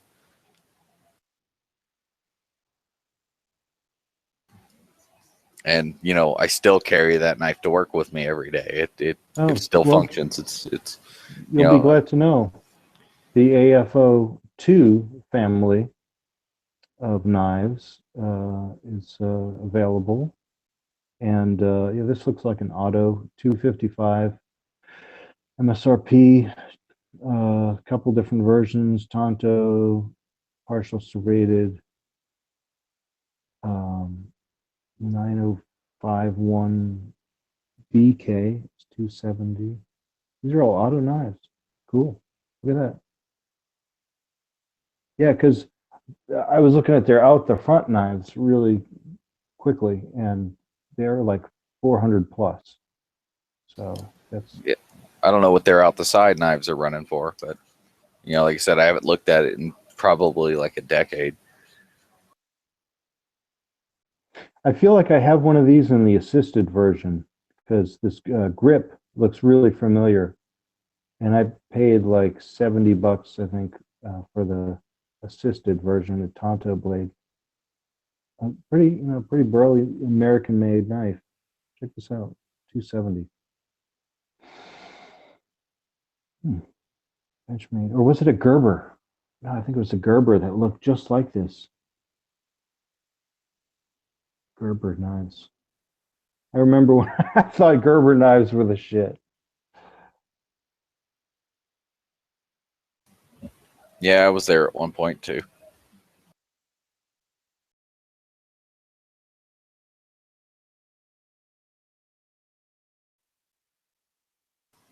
But yeah, I sent an email off to Benchmade, and I said, look, I had this thing out in the field, and the spring failed, and given the fact that I still needed my knife, I took it apart. I removed the spring. I sat there and told them everything that I did to this thing, and they said, yeah, just send us a copy of your ID and the knife, and we'll replace your spring for you. I just never did it, and that was probably around 2007, 2008 timeframe. It's like ancient history in today's time. Huh? Yeah, I mean, I was like, I could do this, but at the same time, it's like I didn't want to get rid of my knife for a while. It wasn't the spring was not a big enough deal for me to care enough to send it in. But it seemed like they were real good about wanting to honor their warranty on the thing. So yeah, I got a couple of questions. It comes with the nylon sheath. Is that what you have? It does come with a nylon sheath, but the Velcro on that thing has long been worn out. So I just kind of throw it in a pocket nowadays. So there's no clip or anything? Mine does have a clip on the side of the knife, yes. Oh, okay. Cool, because the pictures they show here are only on the left side of it. So okay, I see the holes for the clip. Looks like it's a 4-way position. This is a cool knife. And so the other thing I was thinking, if you wanted to get it fixed, the reason they probably wanted your credentials was because of interstate transport of automatic knives. And I'm sure they want to make sure that it's safe and functioning, and who knows, maybe they'll just end up replacing the whole thing. They don't want to just like send you a spring and hopefully you can fix it. Oh yeah, I was pretty much understanding why they wanted my information. I just it wasn't important enough to me to send the knife off at that point in time. I want to say that I sent that email out and I got a response back, and that's when Katrina and then Pakistan kicked off, and just there was a lot of things that happened right after that, and I just didn't get around to it. Well, yeah, maybe now is the time to follow up on that. You're not deployed, it sounds like. And hey, so I wonder what kind of steel your blade is, because now they're making it from the 154 cm. I have no idea. Like I said, this knife is pretty old. See, they call it 154 cm, but on my Kershaw, it's CPM 154. I think it's the same crucible metal. 61 Rockwell hardness. Well, I like this steel. This may be the best steel I have in a knife. I've got one that's it's like a San Mai, but it's a small hunting blade. I will point out one thing with the knife is that at some point in time, I kind of chipped the very tip of the blade off, but I've never really been concerned about the tip, so it's never really bothered me, but it's still kind of like a little squared off right at the very tip.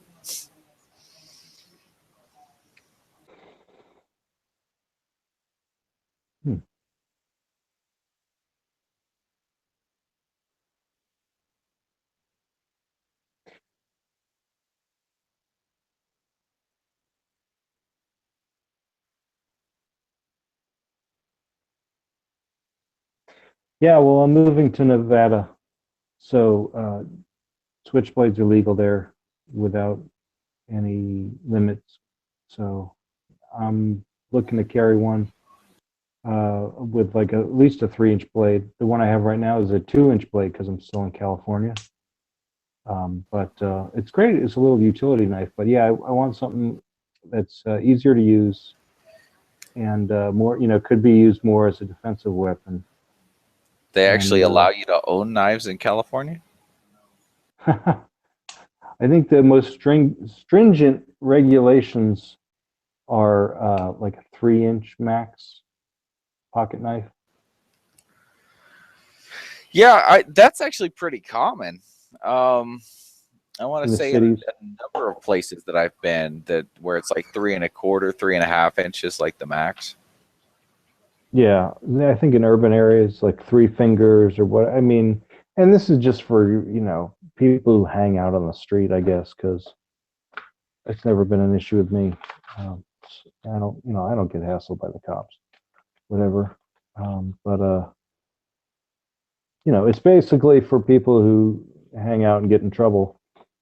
Like I remember reading some laws in Nevada where like you could have a pocket knife, but it couldn't be in a city park or some shit like that. They had some people hanging out in the city park causing trouble at one time or something. I don't know. But yeah, they just recently in 2015 rescinded their switchblade ban, and it was because of Rancher, who was in the legislature, who said, I need a knife that I can easily open to castrate bulls. So what's the problem here? It's just another one of those things. They just decide something is evil and they'll do whatever they can to get rid of them. Yeah, like one person gets mugged with a switchblade and we got to ban them, right? Yep. But 10,000. It probably wasn't even a switchblade. It was probably just a loose folder that somebody whipped out, right? Yeah, but like 10,000 people die from drunk driving accidents or whatever the number is, and nobody bans cars. Tens of thousands. Yeah, I don't know what it is. But I know that at least tens of thousands die in auto accidents. But it's very easy to point out how evil some of these things are. Yeah, well, because they say that cars serve a practical purpose. You know, well, okay, try to open a package with a 2-inch knife. Good luck. There's a reason why letter openers are 6 inches long. But yeah, you know, what they really need to do is really prosecute bad people. And I'm not saying like punish them. I'm saying like really, you know, do what you've got to do to show them the light and get them rehabilitated and make that a real effort. Don't just stick them in a cold cell and then give them early release and let them back out on the street to terrorize people. Not helping. Or, you know, the big thing is hopefully we'll see in the coming days that illegals will get deported when they commit crimes and are released. I don't know how you got to illegals from switchblades, but I can't Because see. it's the illegals who are using the switchblades in crimes, G-Webs. Yeah. They steal them from law-abiding citizens and then terrorize the innocent.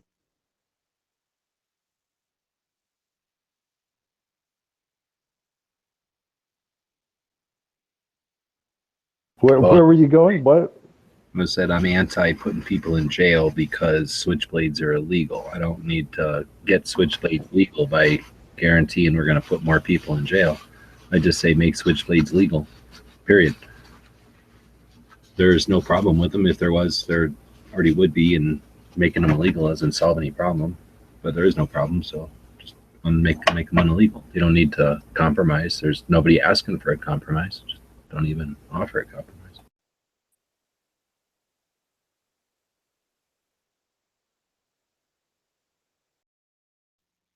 Well, yeah, I mean, I first heard about kniferights.org through the Gun Rights Policy Conference in 2015. And I was surprised to hear there are people actually advocating that because, I mean, it just seems so evil and insidious, you know, to carry around a switchblade.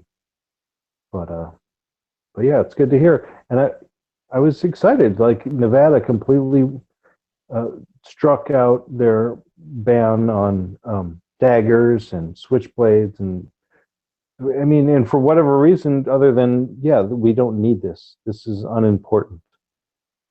Let's clean up our laws. Let's remove those laws that we never enforce and aren't useful. I like that. I like getting rid of laws. I love what Donald Trump is doing. The federal government, get rid of these laws. He tasked them, but I hope they follow through. You know what I mean? He hasn't done it yet. He's just told them to do it. Well, didn't they already deport one single mother from Phoenix because she was stealing someone else's social security number? Oh, that I have no idea. I'm just saying he hasn't had time to really do anything yet. All he has to do is say what he wants. The gun laws and the knife, yeah. But I mean, he's identifying his priorities, and those were immigration and job creation. And he'll get around to guns. I mean, we're putting out the petitions, and we, you know, it's in the Congress, and he's going to need to work on all fronts to get done what he needs to get done. But I mean, you got to do something with this Ninth Circuit. This Ninth Circuit is a ruination of law. What's that? What are you talking about there?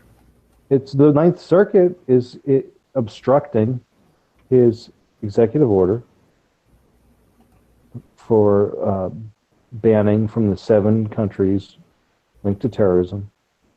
And the Ninth Circuit has also ruled that you have no right to carry a firearm based on English common law from pre-revolution. I mean, what the hell are we letting this court get away with? It's ridiculous. We need to shut them down. I mean, not you and I, but You sound like hopefully. No, you sound like HBS. Yeah, well, you know what? He opened my eyes, and I read that ruling from the shit. Ninth Circuit, and it was pure garbage.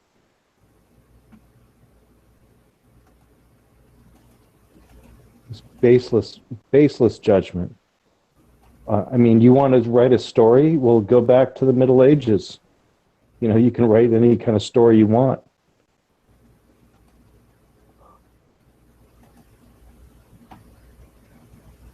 Well, it pisses me off because it's hard to get away from the Ninth Circuit if you live anywhere on the West Coast.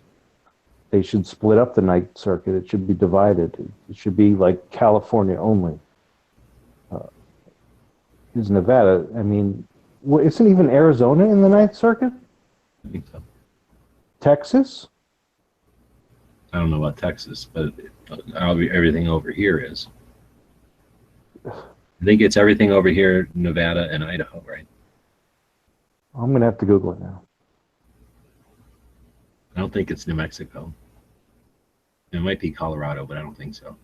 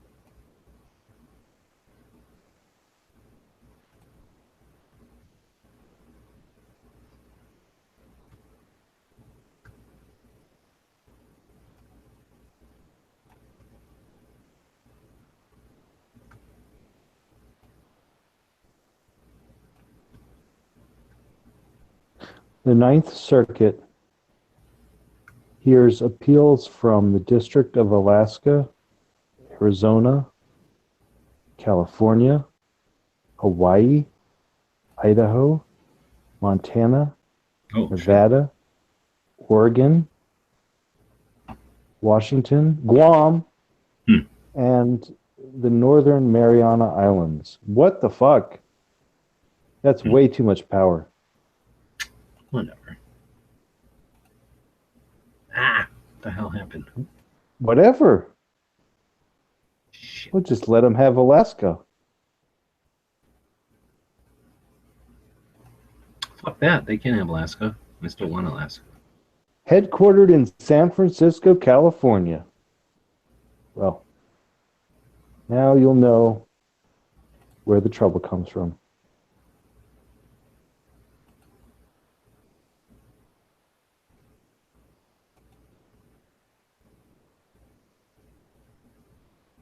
San Francisco is hearing cases from all of those states. How ridiculous is that? How ridiculous is that?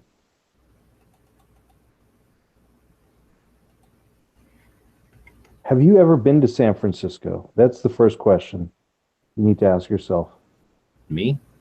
I've been there, I think. Oh, yeah. Yeah, I've been there. Okay. Most people are going to say no. Most people who live in all those other states are going to say no. I haven't been to San Francisco. I hear you. Yeah, I went there on a road trip when I was a kid in like 92, maybe 90, something like that. It was all right. It was kind of crowded. I just wanted to see Haight-Ashbury in that park, whatever, Golden Gate Park. And I wanted to see the bridge in Alcatraz. And we got there, we seen Haight-Ashbury, and we were going to like find some place to hang out, you know, since we were there. And then, you ever been there? Yes. You know how the streets are, and I'm not used to that. So I'm like parked straight up in this, and I'm like the last guy to get in, like, it's like bumper to bumper gridlock traffic. It was also the 4th of July. That's why we were looking for someplace to park.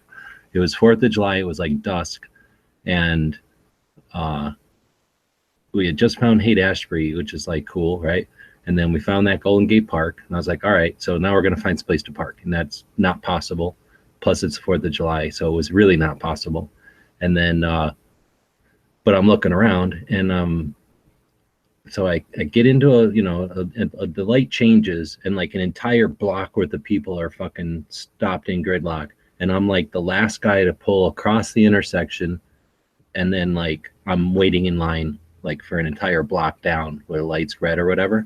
So I'm like literally the last person that could even pull in legally. Otherwise somebody behind me would be in the intersection, right? You understand what I'm saying? Except for the street that I'm on is going straight up. So like I'm parked like straight up, waiting to accelerate to go straight up, like on the most steep street I've ever been on in my life, like in bumper to bumper traffic going up a straight up and downhill. So I don't even know how to do this in a stick shift truck, right? I could probably figure it out if I had enough time, but now I'm doing it in traffic and shit. And then this son of a bitch in some kind of fancy car, like really fancy car, comes across and totally gridlocks, like pulls behind me in the intersection to where he's like where my bumper is going to be when I let off the clutch. So I'm fucked. So that was pretty bad. So anyway, things happened and I got the hell out of San Francisco as fast as possible. That was my San Francisco story. Never went back. But wait a second. Did you get to see the fireworks? Oh, hell no. We got that. Things happened and we got the hell out of San Francisco as soon as we possibly could get the hell out of San Francisco. So never even seen them.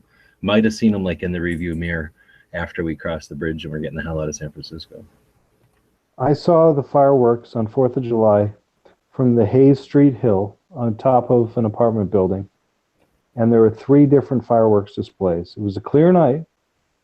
Lo and behold. Like different places out in the bay or whatever? Yeah. That would probably be. It was pretty awesome. It was because summertime, there's a lot of fog. So there was just a short window where it was actually clear. And I was on the rooftop in pretty much the middle of the city on a hill. So yeah. Yeah, cool city. Like, my favorite thing to do there was just walk. It was just, forget about driving. Just walk from one point to another and look at all the old Victorian Queen Anne wood, 3-story wood frame houses stacked one next to another, block after block. Really cool architecture in terms of, small housing stock. The skyscrapers or whatever, but a lot of old jammed in housing. And then there's just amazing views of the ocean and the bay and the bridge and the hills and it's all there. It's like a rat trap. And if you get in a car, you're just screwed. So that's why the public transportation is good. Anyways, the government there is the most corrupt thing I could possibly imagine in this country. I worked in the government. And I've seen what the government has done, Leland Yee. So it's scary. But where was this going? Like, this Ninth Circuit Court of Appeals is embedded, and how do you get the Ninth Circuit out of downtown San Francisco, the federal building? This city has had a culture of corruption for 150 years, as old as the state, as old as Manifest Destiny. How do you uproot that? Change it so that San Francisco isn't the capital of California.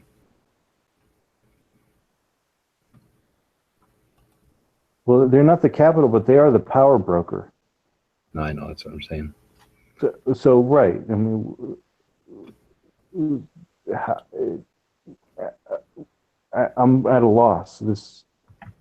Like everyone thinks LA is the place that makes it all happen, Hollywood, whatnot, but it's not. It's No, San Francisco is where all the money is. Yeah, nobody's paying attention in LA. They're just playing around and making money. All right, I'll be back. It's San Francisco and it's Silicon Valley where all the money is now. I mean, there's a tremendous amount of money in Silicon Valley. Didn't Apple just build their new headquarters there? The thing looks like a huge spaceship. So much money. And this is one of the reasons that Trump's executive order is being challenged because of the H-1B visas that are bringing in foreign workers at a reduced salary for not only Silicon Valley, but Seattle metro area. You got to remember Microsoft's headquarters up there. Boeing is up there. And I believe it was, anyways, these are the power brokers on the West Coast. Everyone thinks it's LA. Those movie stars get up there and talk their diatribe. They're really just the mouthpiece. It's San Francisco, Silicon Valley, and Seattle that are running the show. And these places, if you've never been, are essentially urban utopias. Okay, this is what people want to have services and amenities readily available and isolation from poor people. Okay, so kind of like New York. I mean, Manhattan's an island. Same concept. San Francisco's a peninsula. Seattle's on a sound. I mean, these are very secure locations.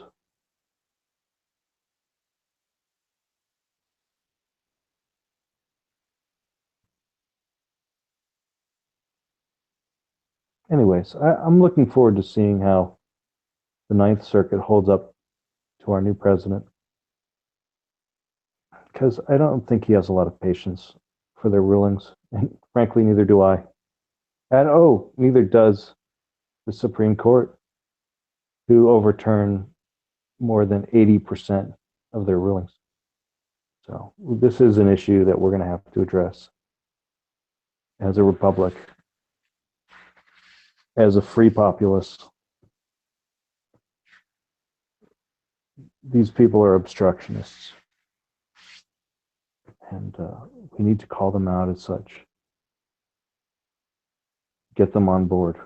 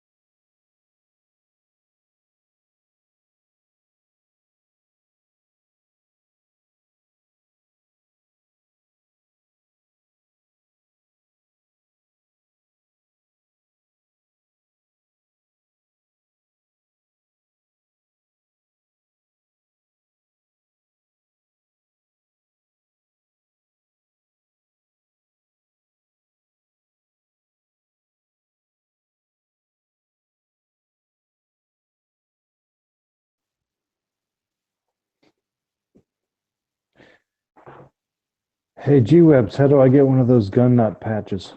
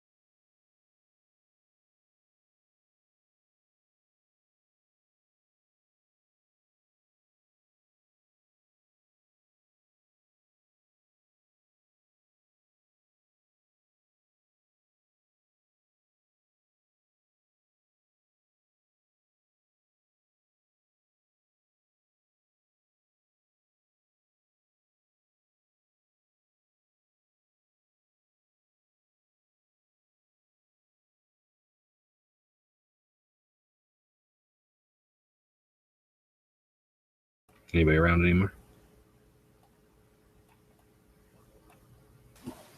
Nope.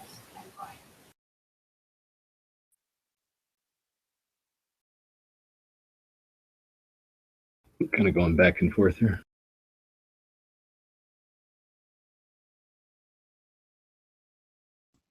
Yeah, gee, I was curious to know how I can get one of those gun nut patches. Probably from the patch giveaway things because I'm scared to sell them. I think I can give them away, but I don't want to sell them. Get that copyright infringement going. I'm afraid of that, so I don't know. I don't know the ins and outs, so you know what I mean? I don't want to find out the hard way.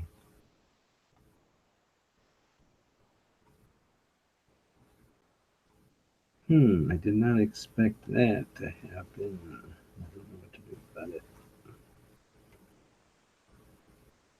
And I don't know if I care either, which is weird. So let's see. How do I know what that'll look like?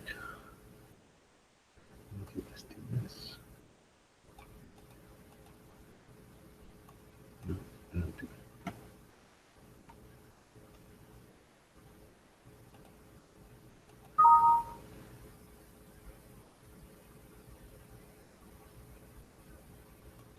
Okay.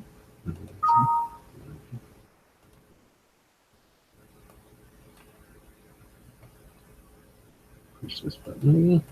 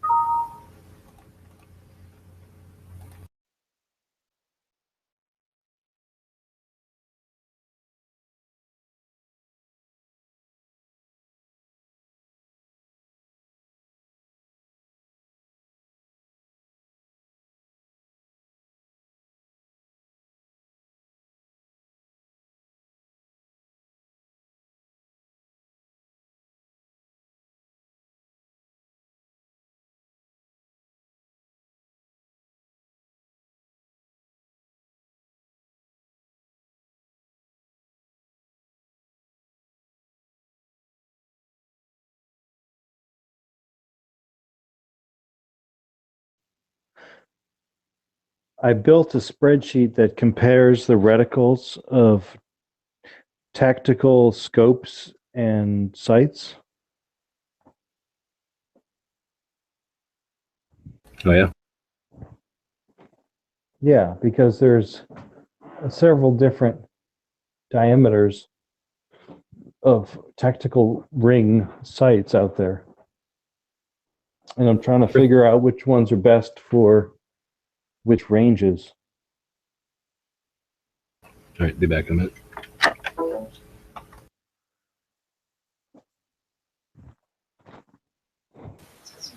Tactical ring scopes or tactical ring sights? I'm a little confused.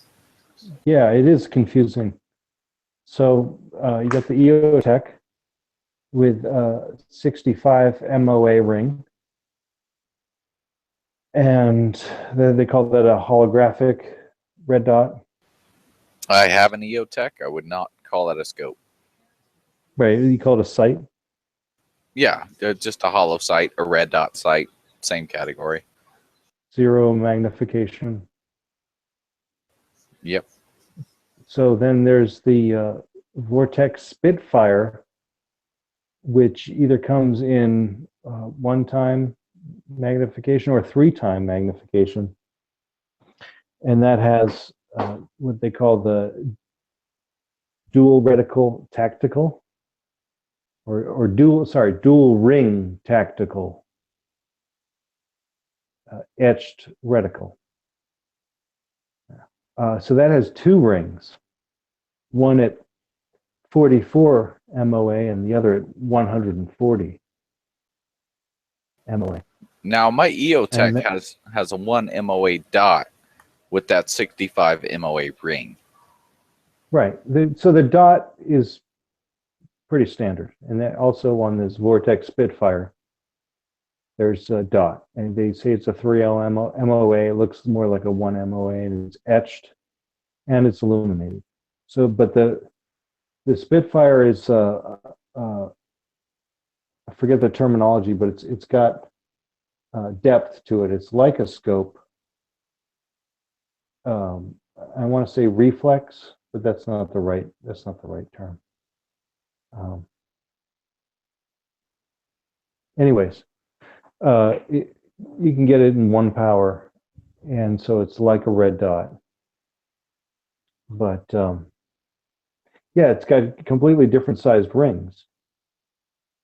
And so there's also a Vortex Viper PST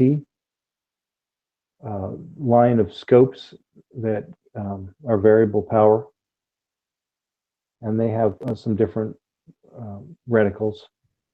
And the tactical one that's 1 to 4 has an 18 MOA ring that's actually segmented into quadrants with MOA, two MOA hatches, vertical and horizontal. And so I was just checking that one out the other night because Dead Horse said I had to get a $500 scope in order to accurately float back to zero if I were to use windage and elevation adjustments. And just lo and behold, where I was looking at this in Cabela's, they just put it on sale for $399. So now I'm really looking at that. And so yeah, that is definitely more of a long range reticle, an 18 MOA ring. Because at 100 yards, an 18 MOA ring is minute of man. But yeah, I put together a spreadsheet that extrapolated out the different sizes of these reticles at different distances, and to see, and I also went as far as to incorporate the speed of a running target perpendicular to this line of sight into what type of not holdover but leads you would need for that running target at different distances. I've done a lot of research into scopes here lately, and the one thing that I've come out of this whole thing is that you're going to ask 100 questions from 100 people and get 100 different answers. there is a lot of personal preference that's going on here. You'll see guys that are shooting out to a mile with a 12 power scope, and you'll see guys that are sitting there saying that they can't do it with less than 25 power. I mean, and then, you know, you get the guys that are sitting there, you know, with the lower power scopes, you know, you're shooting 100 to 300 yards, you know, that sort of thing. You'll get guys that are sit there and say that, you know, iron sights, it's all you really need. You'll get guys that'll say zero magnification, you know, a reflex or a, you know, just a red dot sight. And you'll get the guys that'll sit there and say 4 power is the sweet spot. You know, there's so many opinions out there. There's so many guys that seem to like one thing over the other. I think that's one of those things where you're going to run into a trial and error. You might pick up what you think you're going to like, and you might say, okay, this may be a little too much. This may not be enough. I think that's one of the hard things to just come out there and give you a here's what you need for what you're trying to do kind of thing. Just because there's so many. Dog food while we're talking. Yes, sorry, is that loud? Super loud. All right, sorry, I'll mute. Anyway. Did you have something to add? Well, it's like an interface that you got there's the human being element. So if you got better eyesight or worse eyesight or a different length of ice, whatever you call length of pull or whatever, you know, all that's going to be variable to the shooter, right? On the other hand, there's a lot of people that just don't know how to use glass, so they assume that it's impossible to learn or something, and they give up on it. And I know that there's a difference between people who are competent with glass and people that are unaware, and the people that are unaware are real easy to discount the qualities of glass that make it expensive, basically. Yeah, the whole name no scope comes from a reason. You know, I had a real hard time with scopes a long time ago, and I'm starting to learn. I'm actually coming into the whole deal now, and I'm learning a lot. And you know, I've come to what I think is a sweet spot, and I'm trying to work with that right now, and we'll see how that goes.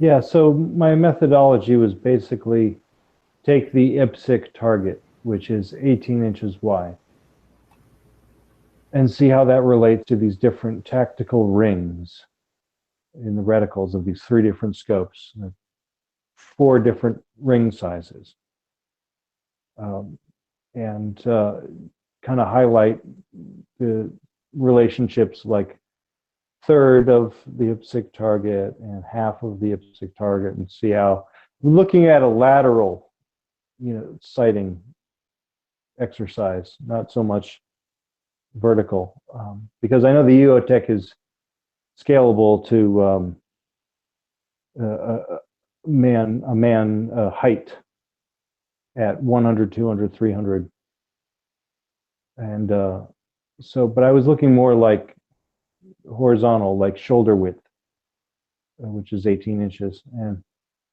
and so to try and, because I did a cursory search and I didn't find anyone explaining what these rings are supposed to do for you horizontally for moving targets at different ranges. And so it wasn't that hard. I just pulled out Excel and just set up, did some quick Google searches and just set up some formulas and copied them through, and it's interesting. It's really interesting. I haven't really heard much about people using these rings for hold off or anything along those lines. You know, primarily what I've seen is, you know, the one MOA is, you know, for longer distances, and that 45 or whatever ring is for when somebody's really close. You just get the body inside that ring and you start squeezing. You know, that's what my understanding of the way that reticle was designed. Right. Just like a broader picture, a bigger sighting picture. Yeah, and that makes sense. But I'm thinking there's more to it than that. And specifically because I purchased this Vortex Spitfire with the dual rings, and I was able to use the bottom of the outside ring for like 10 yards while hunting. But it wasn't intuitive. I had to like go through the motions of trying, using that dot, because the concentric rings really does focus your sight picture to the center of the scope, and you have to like literally say, I'm going to aim for the bottom of the outside ring. And once I did that, I bagged a rabbit at close range. And it just got me thinking, like, this is powerful. If you can utilize these rings without any complex hatch marks or holdover marks or anything, just left of inside ring or left of outside ring. I mean, that would be for a moving target, or windage perhaps, and then top and bottom for holdover and whatnot. There is a lot to be said for simplicity in a reticle. Some of these reticles get really, really busy, and it's hard to keep track of. If you just got a couple of rings, and you know what those rings are as far as MOA or mills or whatnot, and you know where to hold off within those rings, then yeah, you could use that to your advantage pretty well.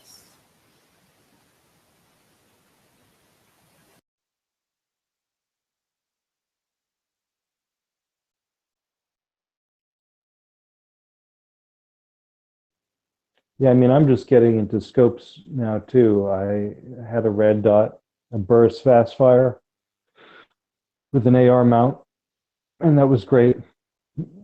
But the thing that bothered me for that was in close quarters training, I had to aim for the neck, which worked pretty well because it's kind of a funnel point as you draw the weapon up. But yeah, it seems so limiting to have just one little dot with which to reference all of this field of view. That's that whole one little dot thing. That is all meant for speed. It's not meant for going out to range or anything along those lines. You're talking within 100 yards. Probably even within 50 yards. You're in close. You're just trying to get shots off really fast. Those red dots, those reflex, the hollow sights, they're all meant for that same purpose. It's getting shots off as fast as possible. Yeah, you can aim them, and you can take your time. You can squeeze off shots, and you can get out 300 yards with those things. But that's not what they're meant for. They're just supposed to be fast. And you got me beat on the first red dot. My first red dot was a BSA. It's probably like your airsoft type deal, and that it worked all right. But and it is still intact. It still functions. Well, there's something to be said for that. I mean, I know those are like, air gun type scopes. I think I have one of those on my air rifle.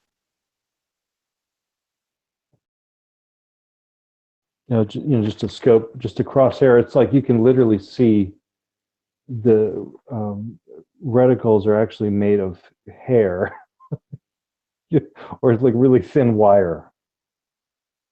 But no, my little BSA red dot, it was just a dot in the middle of a tube. It was, kind of like your, super cheap Chinese aim point kind of deal.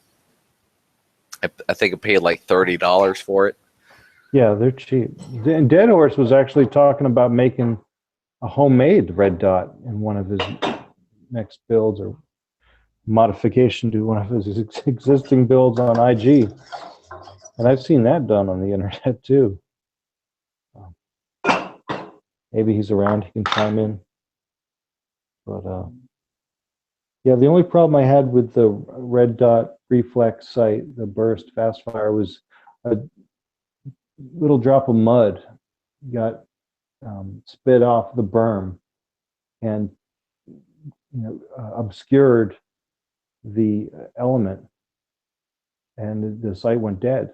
But that I had backup sights and it was fine. But I mean, it just got me thinking. Like that wasn't something I could just wipe off because it was down inside the thing. Yeah, that's kind of why I went with the EOTech. Because if you've got a piece of glass that's still functional, you can sight through that.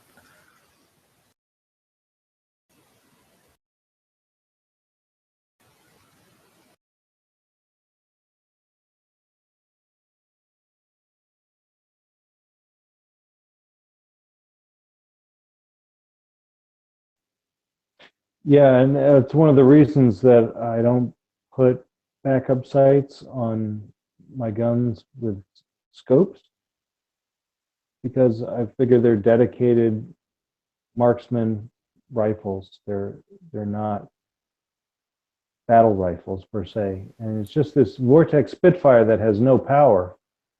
That's kind of blurring the lines, and with that dual ring reticle, it's etched into the glass. So unless it's pitch dark, which I'm going to have some other issues with, I don't need the illumination aspect of it. Well, I mean, what I found with a lot of with my EOTech anyway, is that it's very easy to co-witness the sights. So if, a lot of times, a number of times, if I've taken the EOTech off and I start running a normal scope, I can go out there and sight in my irons. And then what I'll do is I'll put the EOTech on with the sights co-witness. I will dial in the EOTech to match the iron sights. And then I'll drop the iron sights down and the EOTech will be pretty damn close. So there is some benefits to co-witnessing those irons along with that, the reflex or a hollow sight or, whatever you're running.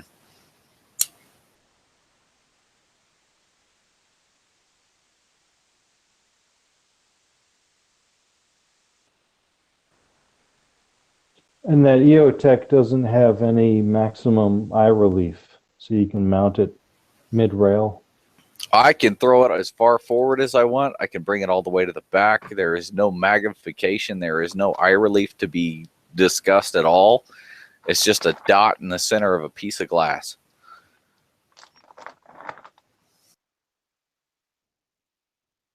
Right, and I just feel like with powered scopes, you have more limitations on the mounting, and yeah, I mean, you got quick release and all that stuff, but I just feel like it's starting to get too complicated. If I got to pull off a scope and flip up iron sights, like I'm already out of the fight. Yeah, my scope that I currently have on the AR, I have actually removed the rear sight. I just keep the front sight flipped down. I don't mess with it because I'm trying to do something different with the rifle. When I have the EOTech on there, there's no interference between the iron sight, so I can keep the iron sight on there. And if the batteries run dead, the thing just dies on me, whatever, I can just flip the sights up and look. I'm still looking through that glass, but I'm sighting with the irons. Right. And so that's the other issue I had with the Burris Fastfire Red Dot reflex sight is that day that I took the class, it was raining hard, and so that's where the mud off the berm came from. But when I went to the iron sights, because the mud got on the element, I've noticed all of a sudden I couldn't see the iron sight so well because the fast fire glass was covered in raindrops. And all of a sudden there's just like this translucent obstruction in between my sights. Yeah. I guess that would be one benefit to a quick detach rail mount is, just rip the thing off and then just start running the irons. But none of my optics have quick detach mounts. So if that were to happen to me, I'd be pretty screwed too. Yeah. And so looking back on this now, and I don't think I did a thorough after action report from that class, but if I was going to keep a red dot in between two flip up sights, or an A2 front sight and a flip up rear sight, I would put a QD mount on there just to get it out, just to get it off, because it wasn't doing any good. It was really, it was like, okay, I'm only 5 or 10 yards from the target. This is all right. But at the same time, I was like, I can only see like a third of what I was seeing with the dot. When I was just seeing the dot, like it was fine because I wasn't focusing on the glass, or I don't know exactly how to explain it other than, those red dots are fucking great regardless of what the conditions are. But when they go down, they're just in the way. There's no other way around it. Now, in terms of like a scope, even like a 1 power variable zoom scope in the rain and stuff like that, I'm thinking for QCB,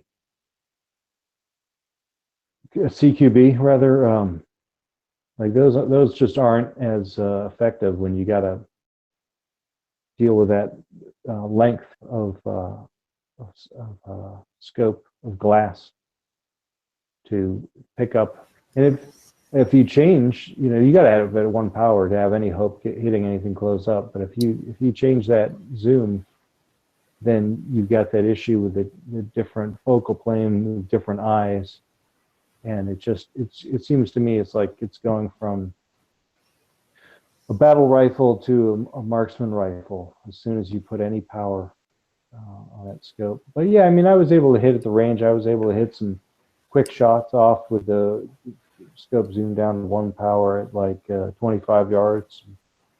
I got them all within that 18-inch target. Some quick rapid fire shots, but I was kind of, it was jumpy.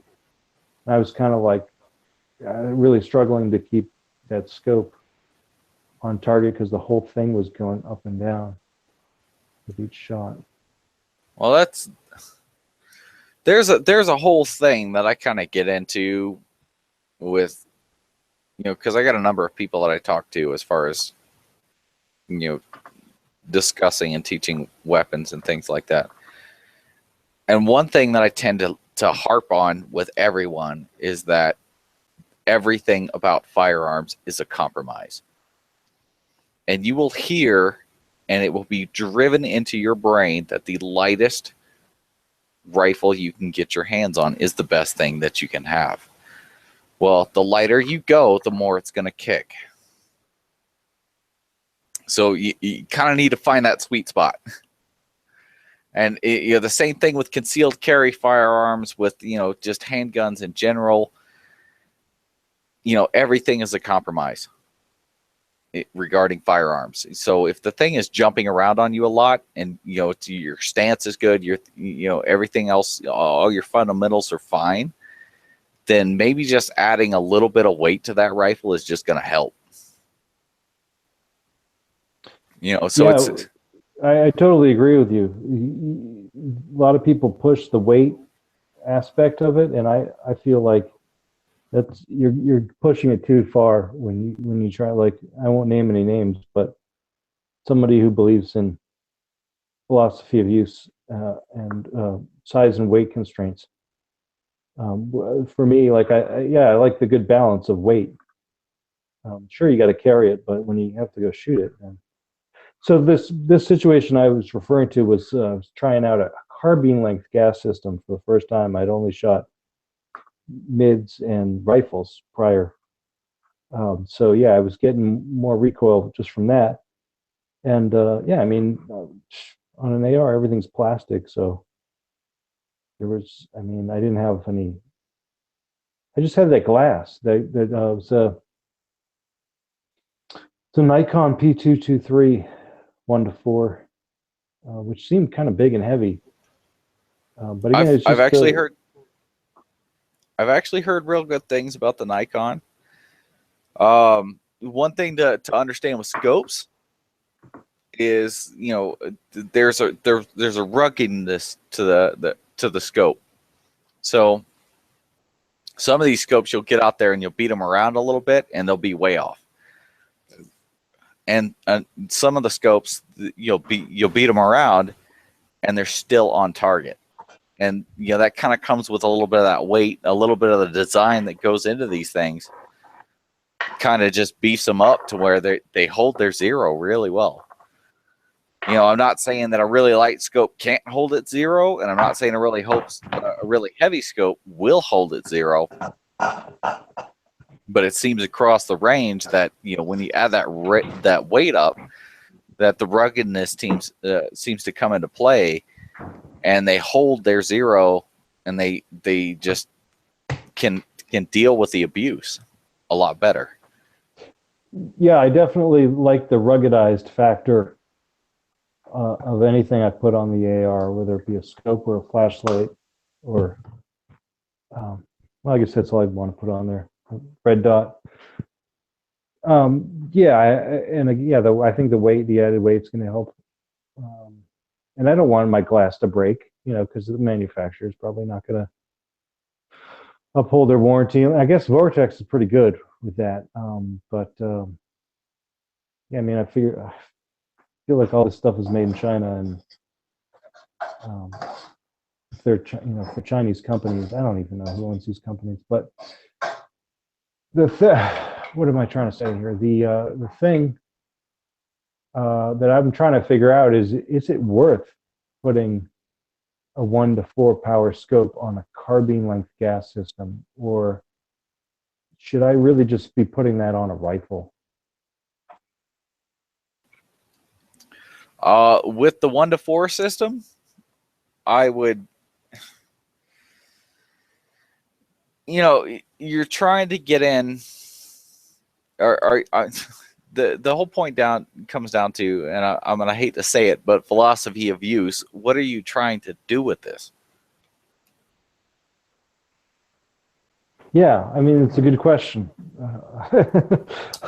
I need to go study the old philosophy masters to figure out what my intentions are. I think I'm trying to get the most out of the least. You know, can I squeeze 400 yards, I'll just even say 300, 400 yards out of a carbine if I put a scope on it? Can I do that? Is that viable, or should I really just be putting that on a 20-inch barrel and trying to get out to 600 yards? Well, I hope Dead Horse is listening, but I'm trying to push a carbine length AR out well beyond that right now. But I have a much more powerful scope. Now, if you can see well at 400 yards, a 16-inch carbine is going to do just fine. Oh, you were the guy on the other night talking about your 1,000-yard shot. That's right. Yeah, I'm trying to do what a lot of people are going to say is not possible. So I'm fighting through a few things right now that have nothing to do with getting the cartridge out that far. Right. But, you know. So my take on that conversation was, from what Dead Horse was saying about the ballistics past 600 yards, is I understand why the 20-inch barrel was designed with a maximum effective range of 600 yards. I get that. And so that's really kind of just where, I mean, the only ranges I've been to, the maximum targets are, they go out to 900 and so on, but like I can barely see those targets just, you know, standing there. So yeah. And the cartridge was designed back in the 50s. You know, it advancements have come along since then, and I really think that the numbers that Dead Horse was running the other night were running in the G1 profile. I was throwing out numbers in the G7 profile, so I would really like to hear what he has to say as far as that, because I have the same ballistics calculator now that he was talking about. But you're talking about 300-400 yards with a 4-power scope. Yes, it is completely possible. And I don't think that he's even going to disagree with that. Well, and that's the other thing. I guess I'm looking at an 18-inch target with a carbine length gas system, 16-inch barrel. 304. I honestly don't believe I can get out to 300, 400. Now, if I got some wind, I got to deal with wind and bullet drop. And I'm not that great of a marksman at this point, but am I well, 300-400 yards, you're not going to have to deal with wind a whole lot. It will have an impact, but it's not as much as when you're getting way out there beyond 600, 700 yards. An 18-inch target will take up 1/2 mil of a scope. You know, in that, you need to factor then what power you're using, how big it's going to appear in your scope. But 1/2 of a mil at an 18-inch target is 1,000 yards. So I don't know. You're working off of MOA, right? Yeah. Okay. Give me a minute. Let me go get my chart and convert the mil into MOA real quick, and I'll tell you how many MOA that's going to take up at 1,000 yards. And you kind of, because I haven't done any work with mil. I'm barely just capable with MOA, and it seems simple enough that. Okay, give me a couple of minutes. Let me go grab my charts, and then I'll tell you how much it's going to take up in your scope. All right. So G-Webs, what say you, mil or MOA?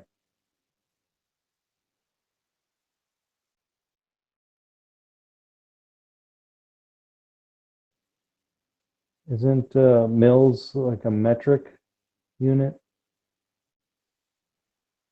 Mils? Or is it thousandths of an inch? What is mil? What is the mil dot system? Somebody tell me.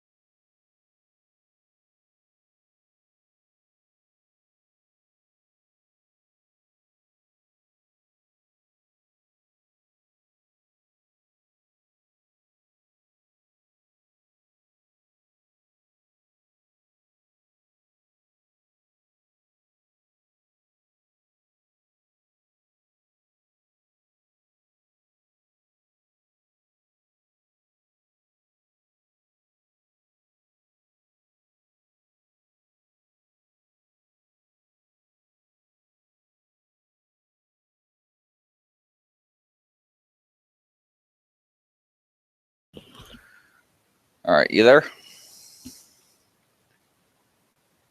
Yeah. So at 400 yards, it's looking at 1.25 mils. Now, if I convert that over, you're looking at 4.5 MOA. That's how much your target is going to take up in your scope, is about 4.5 MOA. I gotta write this down. There it is. All right. 4 MOA. 1.5 mils. 1.25 mils. Oh, sorry, 1/4 quarter. 400, and this is an 18-inch target. Okay, so MOA is 1 inch per 100 yards. Isn't that right? Quarter inch at 100 yards. MOA? Yeah. Minute of angle? I'm sorry. Yeah, 1 inch. It's slightly over Okay. that. I was I'm like, this is all I know. This is my Bible right here. I screwed my own head up there for a second because most scopes are a quarter of an inch at 100 yards. Adjustment, right. Yeah. So 100 yards, 18 inches is 18 MOA. That's my basis. And so if I go to 400, it's 4 times the distance, and 25%. This is where I get a little bit confused. Is that means 25% of the inches? So a quarter MOA, 100 yards is about a quarter of an inch, right? A mil is about 0.36 inches. I'm sorry, 1/10 of a mil is about 0.36. Yeah, there it is. Yeah. It's a base 10. That's what I was asking. Where the mil dot system is a base 10, right? Yeah. 1/10. It's kind of working off of meters and centimeters and things like that, but yeah. Well, is it metric or is it? Yeah. Typically, base 10 yeah. English. Okay, you're messing me up now. I see. I don't know anything about the mil dot system. I got this little slide rule here that tells me how we need the Googler. How many inches equals how many mils in my scope? And, this little slide rule tells me what. Okay, one of these days I'm going to look this up. I have another window off to the side that tells me how many mils equals how many MOA up to a certain point.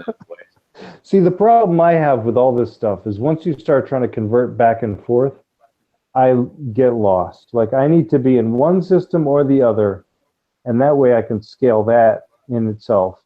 But so I have this little slide rule, right? It's called a mil dot master, right? And I can convert up to 15 MOA between mils and MOA. Pretty quickly. It's really not that. Yeah. It's an easy I can tool barely to use. just understand MOA. So,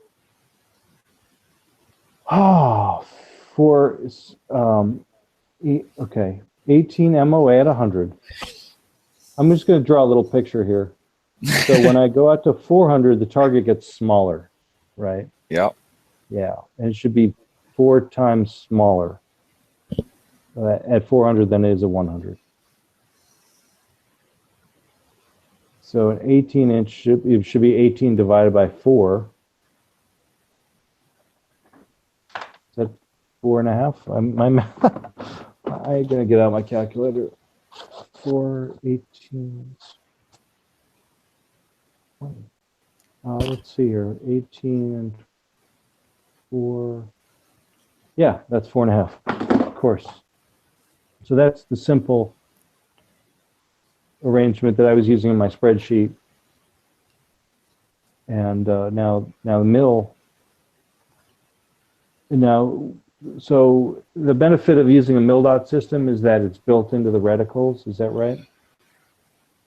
And now you can get MOA based reticles that work with MOA turrets, and then you can just stay completely MOA across the board.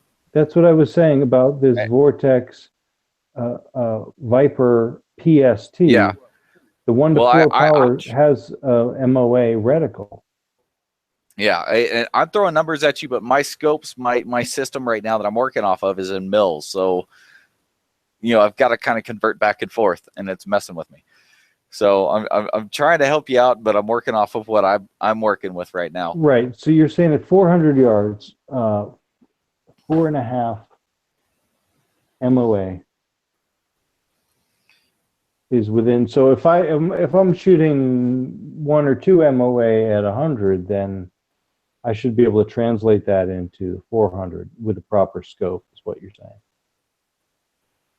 Yeah, I mean, 400 should be no issue. You know, no AR-15 is going to have any troubles making it out to 400 yards. You're going to deal with the wind a little bit. You know, you don't have to start worrying about a whole lot of the other factors. You know, just compensate for drop, and you should be pretty close. And so since I'm getting more and more into this and I'm going to be spending money at a range, would you advise that I purchase a ballistic calculator that I can dope the wind speed and get my you know, any holdovers that I may Going have? out to 400 yards, there's a lot of free calculators out there that I would say to go with that. I wouldn't spend Okay. any money on it. I would Just go like with an the free app on the ones. phone. Yeah, go with an app on the phone. You're just going out to 400 yards. It's not that crazy. But instead of just trying to do it in my head, just actually plug it in. Yeah, I Try it mean, out. Okay. the ballistic calculators are only going to be accurate to a certain extent. A lot of them don't take into account certain factors. You know, the temperature that you're at, you know, the specific velocity that your cartridge is leaving your barrel at. If you don't have the a chronograph, elevation. if you don't have chronograph numbers to back that up, they're only going to be so accurate. Right. Yeah, and if you're trying to use milsurp ammo, that could be questionable. Yeah, if you're going with off the shelf ammo, shoot it at zero it in at 100 yards, back it out to 200. You know, if you zero it at 100 yards, you're definitely going to hit paper at 200. Back it out to 300, then back it out to 400, and call it a day. You'll be pretty spot on with what you need, and you don't need any ballistic calculators for that. You just kind of remember where you need to be in your scope for that.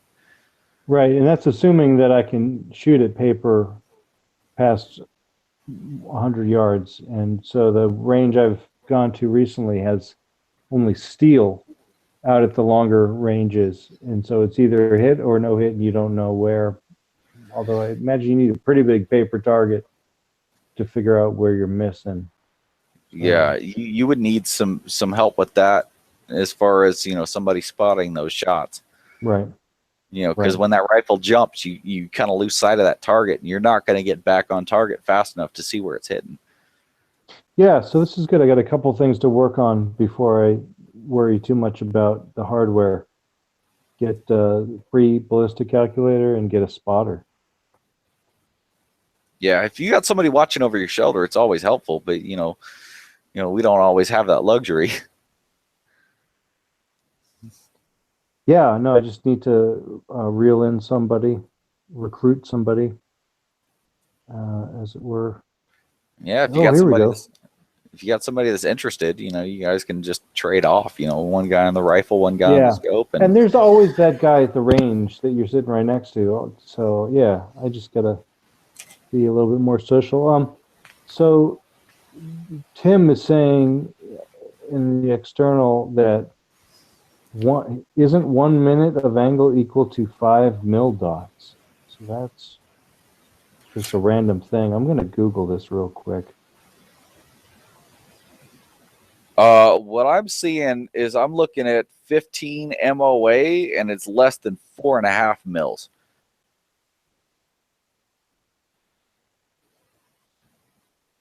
I'm gonna figure this out for the first time on a live Google Hangout. Mil dot system.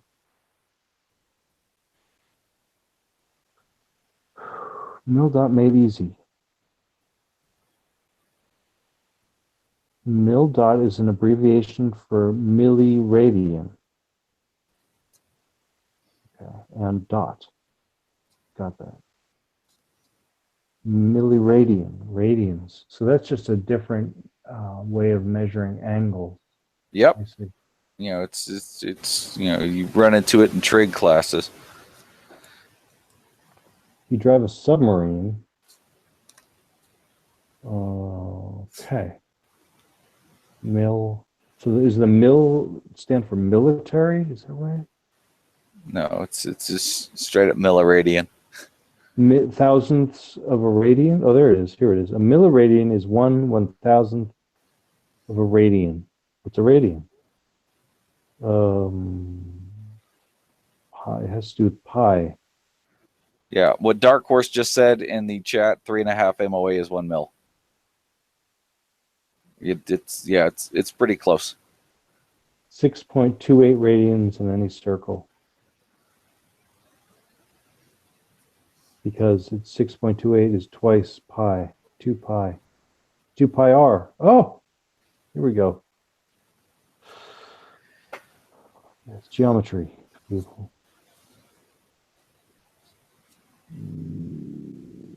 Wow.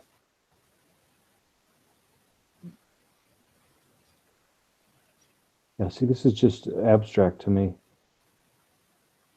1,000 yards, 36 milliradian angle. 3.6 at 100. 36 or 1 yard at 1,000 yards. There we go. There's the relationship. 1 yard to 1,000 yards. Got it. Now it makes sense. So if you're trying to hit a target at 100 yards, trying to hit a target at 1,000 yards, yeah, okay. Cool. Cool. 1 yard at 1,000. Yeah, That's the relationship. This little slide rule that I got is actually really helpful for converting between the two. But so that's the thing, like I said before, that when I'm talking like inches and centimeters, I don't go back and forth. And government has learned that it makes no sense to provide in dual units because it serves no purpose. So it is definitely not useful to go back and forth, but a lot of the military scopes, at least in the past, had a mil dot reticle and an MOA turret. What? So, yeah. So that if that doesn't screw your mind, when you get on the internet, you start talking to people. You got one guy that's talking to mils, one guy that's talking to MOA. It's useful to be able to convert back and forth. So, wow. I mean, and that's exactly what I was talking about with dual units. The government, for some reason, just couldn't let go of metric, or couldn't let go of English, but couldn't adopt metric. And I'm not convinced that radians are metric, but they are definitely base 10. And you see it a lot. If you go out there and you start looking at the high-end scopes, you start looking at Leupolds, you start looking at a lot of these other scopes, you'll see a lot of scopes that have mil-dot reticles and MOA turrets. So and that's you just sit there and you think to yourself, you're like, why? And so, but I guess there are two separate systems. So if you were just to use the reticle, you could do that in milliradians. And then if you were to ignore the reticle, then you would do that in MOA with the turrets. And so it kind of starts to make sense to me now that you would want different systems if you wanted to separate the systems for using either or. If you're looking at a target and you're kind of using a spatial reference, and you're like, that target is, you're 6 inches, you're hitting 6 inches low, you need to come up. MOA makes a lot of sense. But when you're looking through the scope and you're looking at a mil-dot reticle and you're trying to apply holdover based off of where your bullet landed before, then it's difficult to just suddenly just convert that in your mind, unless you're looking at a target that is gradiated in inches.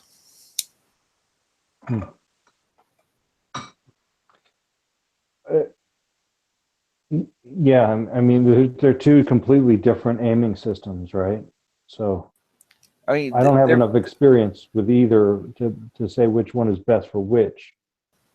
But they're both good enough. I mean, just use whatever system you want to use. If you want to use MOA, use MOA. If you want to use MilDOT, use MilDOT. Go with it. Just realize that you're going to run into people that are using the other system, right? And that's where it becomes helpful to convert back and forth, or just be familiar with each other. Huh. Well, I feel like this is a whole nother realm of firearms that, like, I could spend an entire year developing the skill set for just the MilDOT system.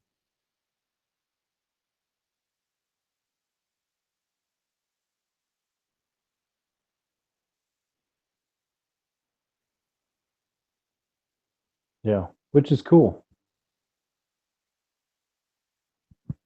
Which is cool because, yeah, I'm into math.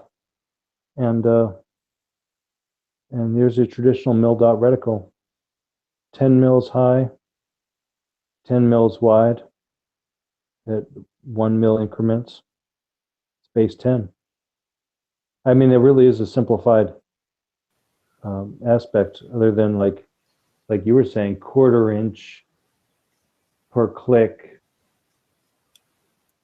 That's at 100 yards, but then at 200, it's a lot of 1/8 people. inch. A lot of people get into the Is it MilDOT system happening? because it is that whole base 10 system. It is all within tenths. Right. A lot of people get into the 1/4 MOA or the MOA system because it is slightly higher resolution, and it runs into the inches, system that people are more familiar with. So, it comes down to a personal preference thing. Until you get out in extreme distances, it's not really an issue at all. It's just whatever you're more comfortable with.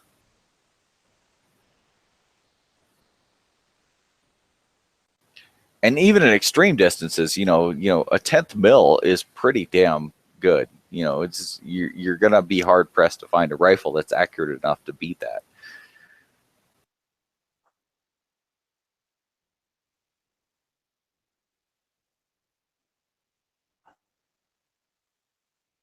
I feel like all I want to do right now is long range shooting. Forget about this pistol stuff. Forget about CQB. I just want to get some nice glass on a rifle length barrel.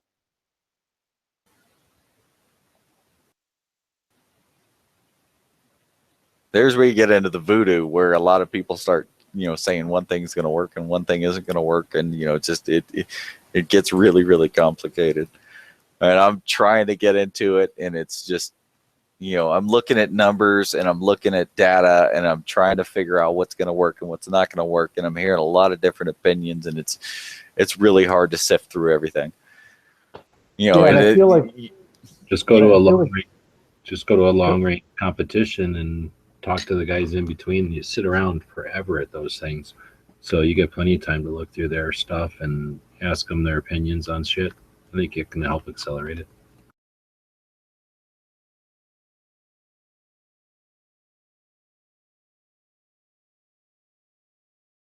Now, do they have those in typical club matches, or are those? Yeah. Really? Yeah. Just look up long range.